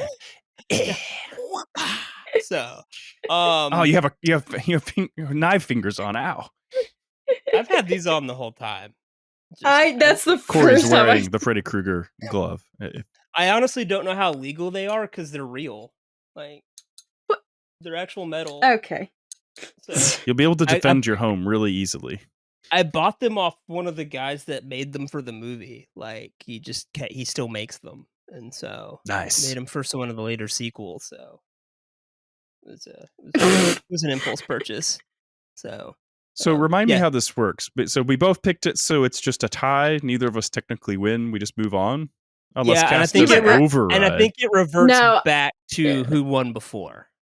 Got it. Okay. Yes. Which is me. Yes. Yeah. Yes. No, Dennis Quaid's perfect for it. I think that's the best pick. Producer Terran also reminded me that Roy Scheider was considered for the role of Lieutenant Thompson, but he had already signed on to the sequel for 2001 Space Odyssey 2010, the year we make on. So. Mistake. Well, I don't know. Did Roy Scheider really need to play another cop? Listen, sometimes you just got to play the cards that are dealt to you. So, Roy Scheider he had range. That's true. John Saxon had less range. So, this was his range. Yeah. His range was one. Range of one. Yeah. And this character appears in 3 of the films, like Nancy. Essentially, if Heather Langenkamp's in one of the movies, he's in one of the movies. So, gotcha. I believe he is finally killed off in 3 while trying to dispose of Freddy Krueger's remains. Is what it is. They were they needed to be buried. They needed to be buried in hallowed ground, holy ground. And so he was, I think, killed while trying that. So cool. All right. That brings us to one of the most recognizable, if not considered one of the top 3 final girls of all time, Nancy Thompson. It's too late, Krueger. I know the secret now. This is just a dream. You're not alive. This whole thing is just a dream. Played by Heather Langenkamp. And Heather Langenkamp, also very much like Robert Englund, steered into this franchise. She says it's her favorite thing about her career. She's cool with it being her defining thing. I think she struggled a little bit more with it. And I think she made a documentary recently about kind of coming to terms with, like, this is me. I'm this character, and this is who I will be. And that's fair. I think Robert had a big hand. It's like, dude, just own it. Like, people love it. So, Courtney Cox, Jennifer Grey, and Demi Moore were all considered for the role of Nancy, as well as Tracy Gold from Growing Pains was also considered for the role. And it's kind of weird because with a lot of the Nightmare on Elm Street, like of these casting rumors, a lot of them are heavily debated. It's weird. This movie more than anything has like people saying this person auditioned and someone else saying no, they didn't. And then even sometimes the actors will say like, I don't remember it, but maybe. And so it's kind of weird. The Hulk Hogan of IMDb. It's like, yeah, brother, I was there. I auditioned. They didn't want me though because they were looking for something a little more believable. So I could. Hulk Listen, Hogan was brother, like, I was almost. I wanted to put over Freddy Krueger, but they were wanting me to put him over. I said that's not accurate, brother. That doesn't make any sense. So I bowed out of the movie. We're referring to the fact that Hulk Hogan claimed recently to almost be the bass player for Metallica, and Metallica's no, that didn't happen. No, not a thing. Oh my god. So like it's weird. Like the casting director like disputes Cox, but at the same time, Wes Craven obviously went to her, and I mean, of course she was on Friends, but it seemed like there might have been a connection where Craven was like, "Ooh, I almost cast you in this one time. Let's use you here and Scream." So. Sure. But yeah, she is the final girl. She's the quintessential final girl. The more pure of the females. She's usually a virgin. But Wes Craven's daughter again shows up here where he kind of said, "Dad, don't make the girl in the movie like all the other girls in horror movies." She said they're always falling down and stumbling and being stupid. And so Wes Craven purposely made Nancy more of a threat to Freddy Krueger. Yeah. Because she kind of tries to home alone it at the end. She booby traps the house. And so it's like, it's a good time. So.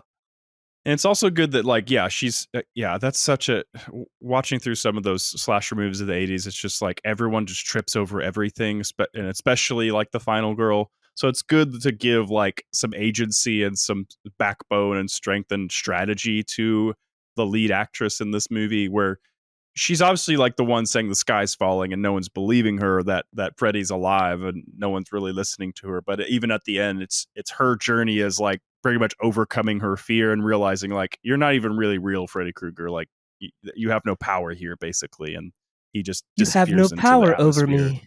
Yeah. And so, it's a very labyrinthy, Goblin King, Jennifer Connelly aesthetic. Yeah. You have no power over me. And you have no power here. So, the only other interesting fact I know about Heather Langenkamp is she requested to keep the prosthetic that went over the phone. That's like the mouth and the tongue. The tongue, yeah. And the special effects department all said that's kind of weird, but okay. Sure. Okay. So, all right, go for it. Listen, you got to get what props you can, okay? And I do believe Heather Langenkamp stars in Wes Craven's only non-horror related movie as well. I don't remember what it's called. It was a horrible, horrible thing. And Wes Craven and her both went right back to horror. So, all right. Nick, since we tied on the last one, you won the one before, though, so you're up. You got to go first for Nancy. Can we get 2 in a row? We've done 3 in a row before. I highly doubt it. Okay, well, I brought somebody that is, I think she's been in some horror movies before, especially recently with X, but I'm bringing you Brittany Snow. She's also known for, my brain just shut off. Let me look up her thing. Hold on. Brittany Snow. She's been in the Pitch Perfect series. She's kind of just, she's never always given like the lead girl role. She's usually like the best friend, or like, like in X, she's kind of like, she's playing the more promiscuous one that gets murdered early on in the movie. But in 2007, she's doing Hairspray, so she's Amber Von Tussle, but again, a lesser role. So I'm giving her the opportunity to move up and be a lead role here versus a lower role in Hairspray. She's also in Kingdom Hearts 2, has a voice acting role in that, and then she's in a movie called On the Doll, which I've never heard of. I don't think anybody has. But yeah, I think she just. Are you saying the Ty West horror movie that just came out? Mhm. Yeah, it came out last year. Yes. Oh yes, yeah, yes, she yes. plays a porn star. Like she's Well, no. I mean, yeah, you're right. Alright, You're yeah. right. You're not wrong. Alright. Yeah. So it was a great movie. So yeah, but yeah. So just give her a chance to actually to get an early on kind of lead role here. Give her a chance to flex on camera a bit, some of her acting chops and stuff. So I just think she's a great fit for it in this point in her career as well. Cool. I like Brittany Snow. Yeah, I don't hate it. But Prom Night came out after yeah, as well, the remake. So you do still get that, like, you know. but if we cast her here, she's not probably going to be in Prom Night, and Prom Night didn't blow the doors off of things. So putting her, it was a remake. Yeah. So putting her here in a remake. Yeah, so putting her here is a little bit better of a chance to like take off and stuff and be remembered for this.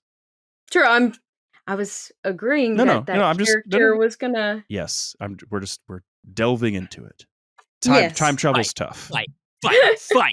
Oh, sorry. Yes, but no, I like Brittany Snow, and she can play the more innocent role. I think the porn star thing threw me off, like when I watched X. But then she kind of acted that sort of way in Pitch Perfect. So I've seen her in early stuff. Or like an innocent girl.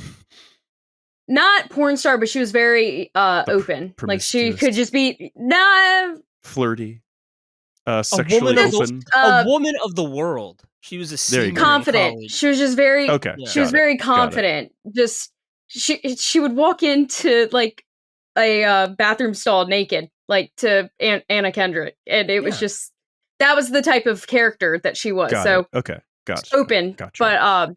But her early stuff, yes, I can see her playing the innocent but also tough character. So it's how you establish your dominance in college: is you walk in naked in confidence. So you can sing. So yeah. All right. That brings me up, right? Mm-hmm. Okay. Yes. Who is your Nancy? Again, I chose to go north of the border here. And sorry. Enter Degrassi High. Enter Degrassi High held auditions for Nancy, and I'm bringing you Nina Dobrev, who is currently very famous for being married to that snowboarder Shaun White, I believe. That's.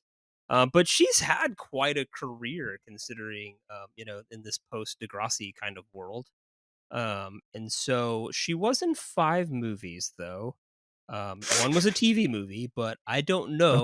Since this is more your wheelhouse, I'm just gonna name the movies, and maybe they matter to you. How She Move, which, by the way, she's credited as Tall Girl in Bathroom, so I feel like it's okay. That's so important to me, though. Integral role right there. Hearts of War, Too Young to Marry, and Fugitive Pieces. Any of that? No. Important to a young Cass? No, because even like Nina was more. I watched her in Degrassi. I never watched The Vampire Diaries, or Vampire. Yeah, isn't that Vampire Diaries? Mm-hmm. Yeah, and that's what she's known for. She's known for like Vampire Diaries. She's known for Perks of Being a Wallflower. Let's Be Cops. She was in Triple X Return of Xander Cage. Yeah, Cory, are you going to leave that off? Gosh. And she was Vicky Summers in the movie The Final Girls. She has experience playing a final girl. So, I'm bringing Nina Dobrev to you. She is like 18, 17 at the time. I'm bringing you a real teenager. It's going to be good. And so... How old was Brittany? She's like 21, 22. Yeah, 21. Gotcha. Yeah. And so, I feel like, again, mostly my stuff is from Degrassi, and I think she did a really good job playing kind of the misunderstood character. They all kind of bullied her, and she kind of played the outsider girl, and that's a little bit like Nancy. So, all for it. I feel like bringing up Degrassi is funny though, because her character was a mom. Like she was a mom. Well, yeah, she was a teen mom. Yeah, that's what I mean. Like she was a teen mom.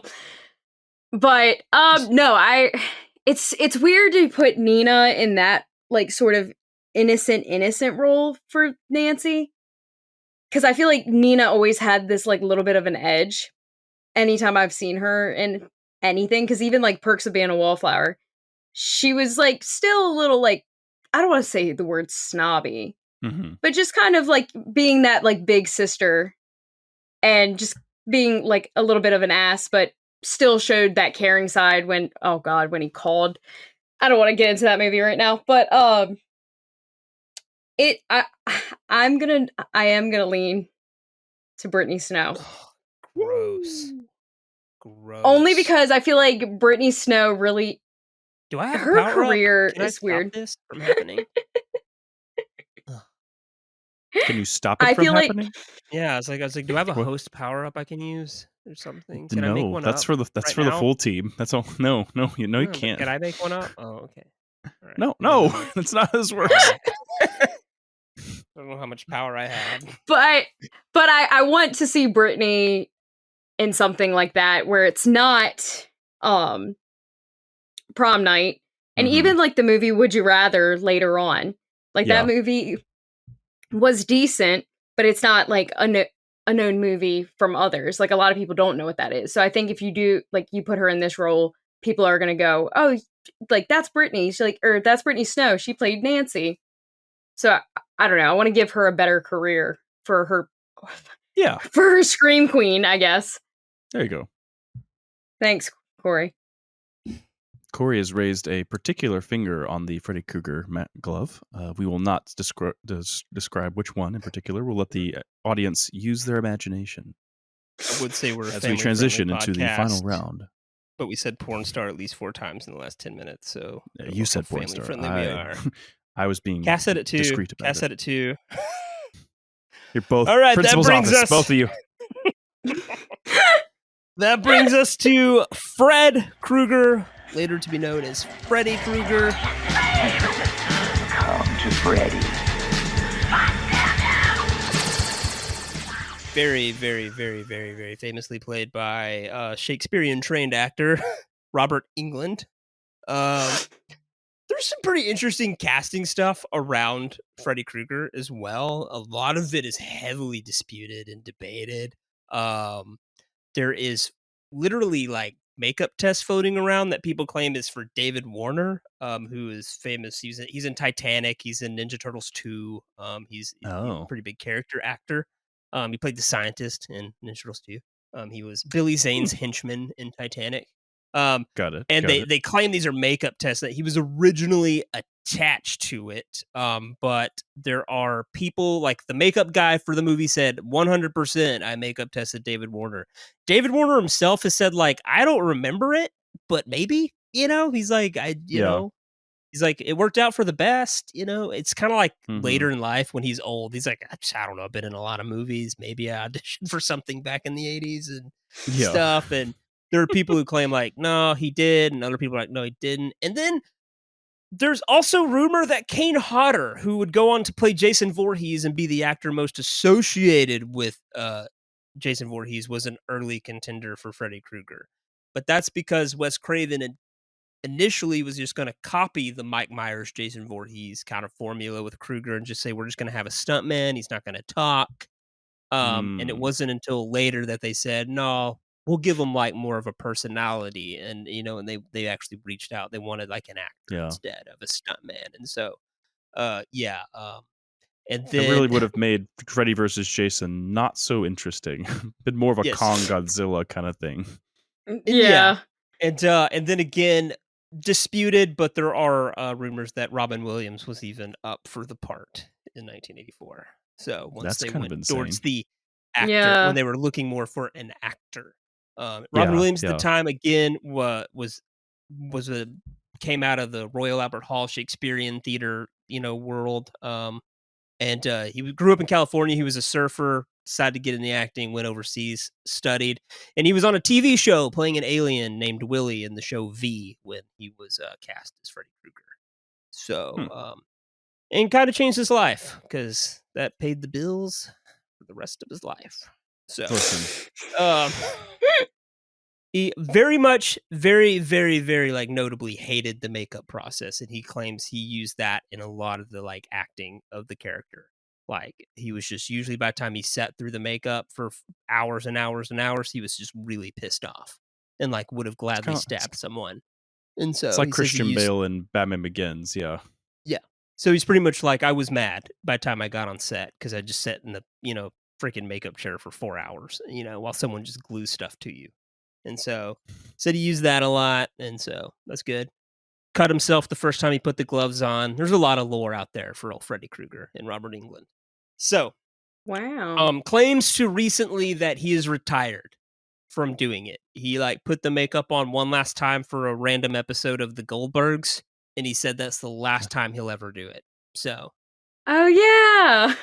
So sorry. That's what's crazy is that's the trajectory of Freddy Krueger. Is he goes from this original movie where he is very much serious and scary and then the sequels all come out and like he's on cartoons, he's on toys, he's on everything. Like the late 80s, early 90s, you could buy R-rated toys for stuff. It was a wild time.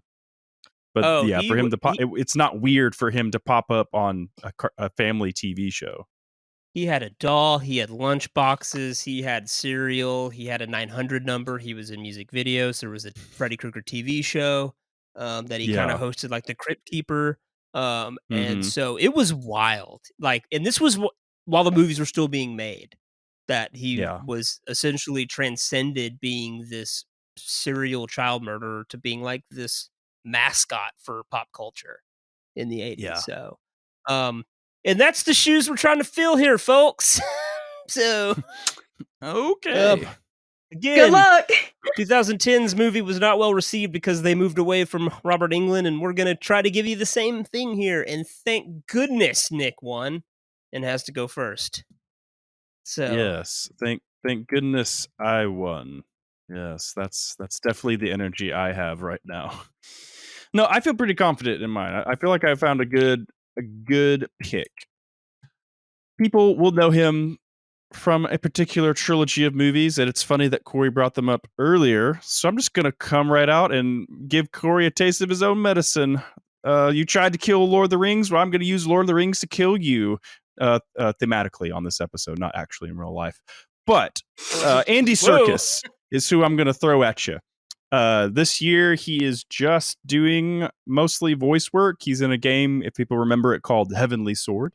Arena as a TV series, voice acting only. And then 2 movies called Sugar House and Extraordinary Rendition. But Andy Serkis, he is a chameleon of his own. Obviously, he's the CGI king, but I doubt he's going to be too particular about also putting on makeup and getting to play a more menacing figure. Because as we've seen with Gollum, as we've seen Planet of the Apes, as we've seen with the Star Wars movies, like he can morph in and out of whatever it needs, the film needs at the moment. So even as Freddy himself evolves from being a more scary figure to being more of like having comic nature and stuff, I think he's just going to like really nail it. You even think of like Black Panther when he's playing Claw, like that's also a good example of him playing some form of villain. So I feel really confident. I feel like he could really nail it. So I look forward to seeing what Cory has brought up. All right. it's pretty solid. Cory. It is solid. Didn't know the Andy Serkis card was going to be played. I like Andy Serkis. He's weirdly like he should be a lead actor in a lot more stuff. Right. Yeah. He's weirdly like, no, I'd just rather be the guy behind the mask. So this one was tough. And I think like I'm worried that my own demise is going to come out that I tried too hard on this because the character means a lot more to me than it does Nick. Yeah, I was more loose. I was ready. I tried playing around with like A-listers and stuff. I was like, all right, I can just throw Nicolas Cage in here. He's got a hook nose and a lot of energy, but maybe too much energy. I was like thinking, okay, Johnny Depp would have the legacy attachment, and he's a very animated actor we've seen, and especially with Jack Sparrow and stuff. Producers are going to hate that, though. You want to do what to Johnny Depp's face? You want to cover it up. So, yeah. No, you for fool. sure. So I'm bringing a guy I have almost no familiarity with other than in 2000 whatever, I saw a movie called Open Water 2, which was a sequel to a shark movie. Right. But the sequel has nothing to do with sharks. It's literally about some people who jump off of a boat and forget to put the ladder down. That's the entire movie. So they're just stranded in the ocean. It's like a weird safety PSA in my line of work. Like, yeah, it's literally a safety thing in my line of work with people with yachts. You tell them, make sure you always put your ladder down, or that you have a swim platform attached to your boat. Because if you jump in, you have no way of getting back on the boat. You're eventually going to drown. So that's the movie. It's the more you know. It's a 90-minute movie about people trying to figure out how to get back on a boat. No sharks at all in the movie. There's an entire King of the Hill episode based on the exact same thing. And there's an actor in it, though. When I watched this, and the whole time, all I could think about was, he looks exactly like Robert Englund. That's all I could do. And then I looked into it, and he did a run on Supernatural, and he's got some charisma to him. So I'm bringing Richard Speet Jr., who plays Loki and Gabriel in Supernatural. That's all I really know. I looked up clips and said, all right, there's some Freddy energy here, and he looks exactly like a young Robert Englund. And so I'm bringing essentially a no-name. I can't comment because I don't know the dude. Exactly. So. I'm bringing a no-name just based on the fact that I've seen this guy 100 times. I'm like, he looks exactly like Robert Englund. But I did look up clips. There's the energy there. I think he can play a dark character. And maybe the movie doesn't need an A-lister here. Which, again, I'm not saying Andy Serkis is an A-lister. I think Andy Serkis is a good call. He's really, you know, it's like I'm more concerned that you've really nailed Cass's niche, and it's going to be my downfall here. Yeah, maybe.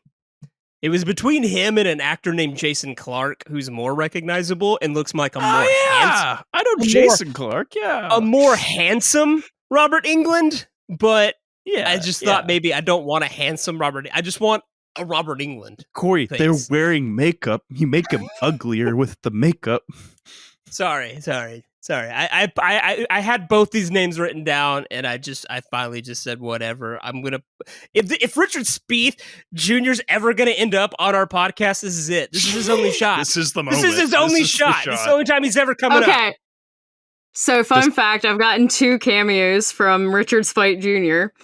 For Lynn for her birthday and I think Christmas or whatnot. So yes, I know exactly who we're talking about. You didn't tell me a cameos. He was saying you bought cameos. I bought cameos. For those of you at home, cameos are when you pay for a specific actor to do something within character for said friend or event, birthday, or party. It doesn't have to be. I said multiple things. It depends. Some will do it in character. Some refuse to do it in character. Sometimes you want The Undertaker. Sometimes you just want Richard Speet Jr. It's the non-pornographic OnlyFans for B-list celebrities. You pay them for a personal video that has no nudity. So I just need everyone to know that I'm a little offended by these 2 right now because my tattoo that's on my body forever is from someone on Cameo. Well, that's fine. No, I'm just saying we're just telling people what Cameo is. I don't think it is. I don't think it is.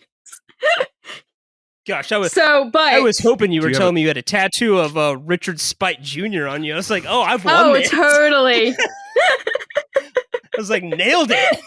No, but here's the thing. Corey did hit it right. He got it. Yes! He got it only because of the fact that I didn't realize how much he did look like Freddy. Like, how much he looked like Robert Englund. But he's wearing makeup! Still, it's still... But, no. Similar. You have to understand. You have to undernd that the character that he plays... I can't because I've never heard of the guy. I don't know who he is. I've never seen him in my life. How can I understand, Cass? I don't even know how angry I should be because I don't understand. You pulled again. You know what? Every time we do one of these slasher movies and we try to pull something out of it, you guys screw me over with these no-name people from television. I'm sick of this crap. I'm not even going to try anymore. I'm just going to pull people out of my ass from TV shows from 20 years ago and just call a day because no longer am I going to put any effort into this. Go ahead. Go ahead. No, it's fine. It's fine. We're fine.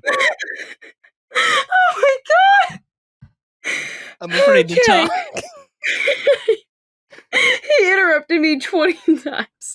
I know I'm not supposed to talk, but did Nick just quit? I think No, I'm so. still here. That's fine.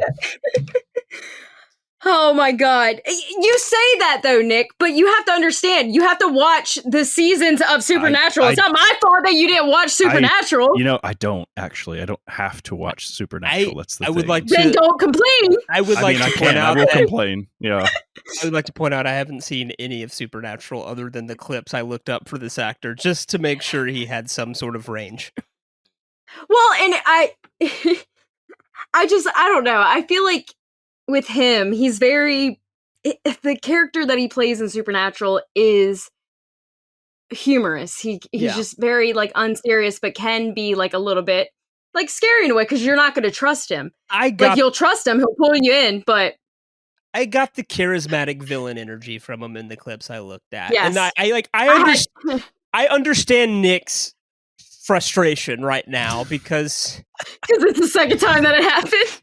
Well, it's again, it's like I saw something in an actor a decade ago and thought if they ever try this Freddy Krueger thing again, this is a guy they should give a shot. And then I saw an opportunity and Nick feels like he lost a good round because of Supernatural. That's what it is. Nick feels like I may have taken a low shot by bringing up Supernatural alumni, maybe. I don't think it's a low shot by your. It's just somehow, some way, it's always this weird, perfect storm that happens around these type of movies when we recast them. And I mean, it's fine. Freddy Krueger. It's not like they picked an A-list caster or A-list actor to play him in 1984. They did pull someone out of Oblivion. Yeah. And you're sticking to the tradition of that with this movie. I'm just tired of dealing with these type of casting roles in these certain things. So that's fine. You've already won. We don't need to explain it any further. Cass has made her choice. So we can wrap this baby up. I'm good. I can at least say that this is the one pick that it's not like a Sebastian Stan situation where I'm like, oh, it's because I love him. It's like, no. I wish I could see Richard Speight Jr. in more because he is a good actor. He does great in Supernatural. It would be fun to see him as Freddy Krueger. Well, here's your shot, Richie. All right. Earned it. Oh my God, I can't. Richard, enjoy it because you will never show back up on the show, I don't think. So I will smite him next time. I will bring him. I'm bringing him up. All right. Oh my God. Please read us the cast for the 2007 Nightmare on Elm Street. Let me get. All right, so our Nightmare on Elm Street 2007 cast. Our Tina Gray is Ashley Tisdale. Our Rod Lane is Channing Tatum. Glenn Lance, is it Lance? Lance is Sebastian Stan. Marge Thompson is Laura Linney. Don Thompson is Dennis Quaid, which I'm still impressed that you both got that. Nancy Thompson as Brittany Snow, and Freddy Krueger is Richard Speight Jr. How you feeling, Nick? It's fine. I'm never watching Supernatural, but it's fine. I'm fine. We're fine. It's okay. It's okay. It's okay. It's okay. It's okay. It's okay. We kept Jared Padalecki out of this, and that was hard to keep him out of anything in the 2000s. Listen. So, wow. All right. Well, that was Nightmare on Elm Street 2007. Came to a pretty big crescendo there at the end. If there's still a podcast next time, I will probably be fired. Probably What gonna are we have doing to next time, Cory? maybe entering into some renegotiations to keep Nick on the podcast. I'm not 100% sure, but on the next episode, and I believe it's my pick, right? I'm up. Yeah, it's your pick. Yeah, you're up. I'm it's up. your turn, and it's Halloween season. Okay. That's right. We're doing two Halloween episodes in a month. Woo! Well, I love Halloween. And normally this is the time of year where I would give you something like a horror movie, but I just got my fix with Nightmare on Elm Street, and I feel like I got to pull off something I really wanted to pull off. Maybe at the expense of our friendship, I'm not sure. But I'm gonna bring something a little more family friendly. A little bit something that I think the whole family usually puts in rotation every October, and I'm bringing us the Addams Family. Nice.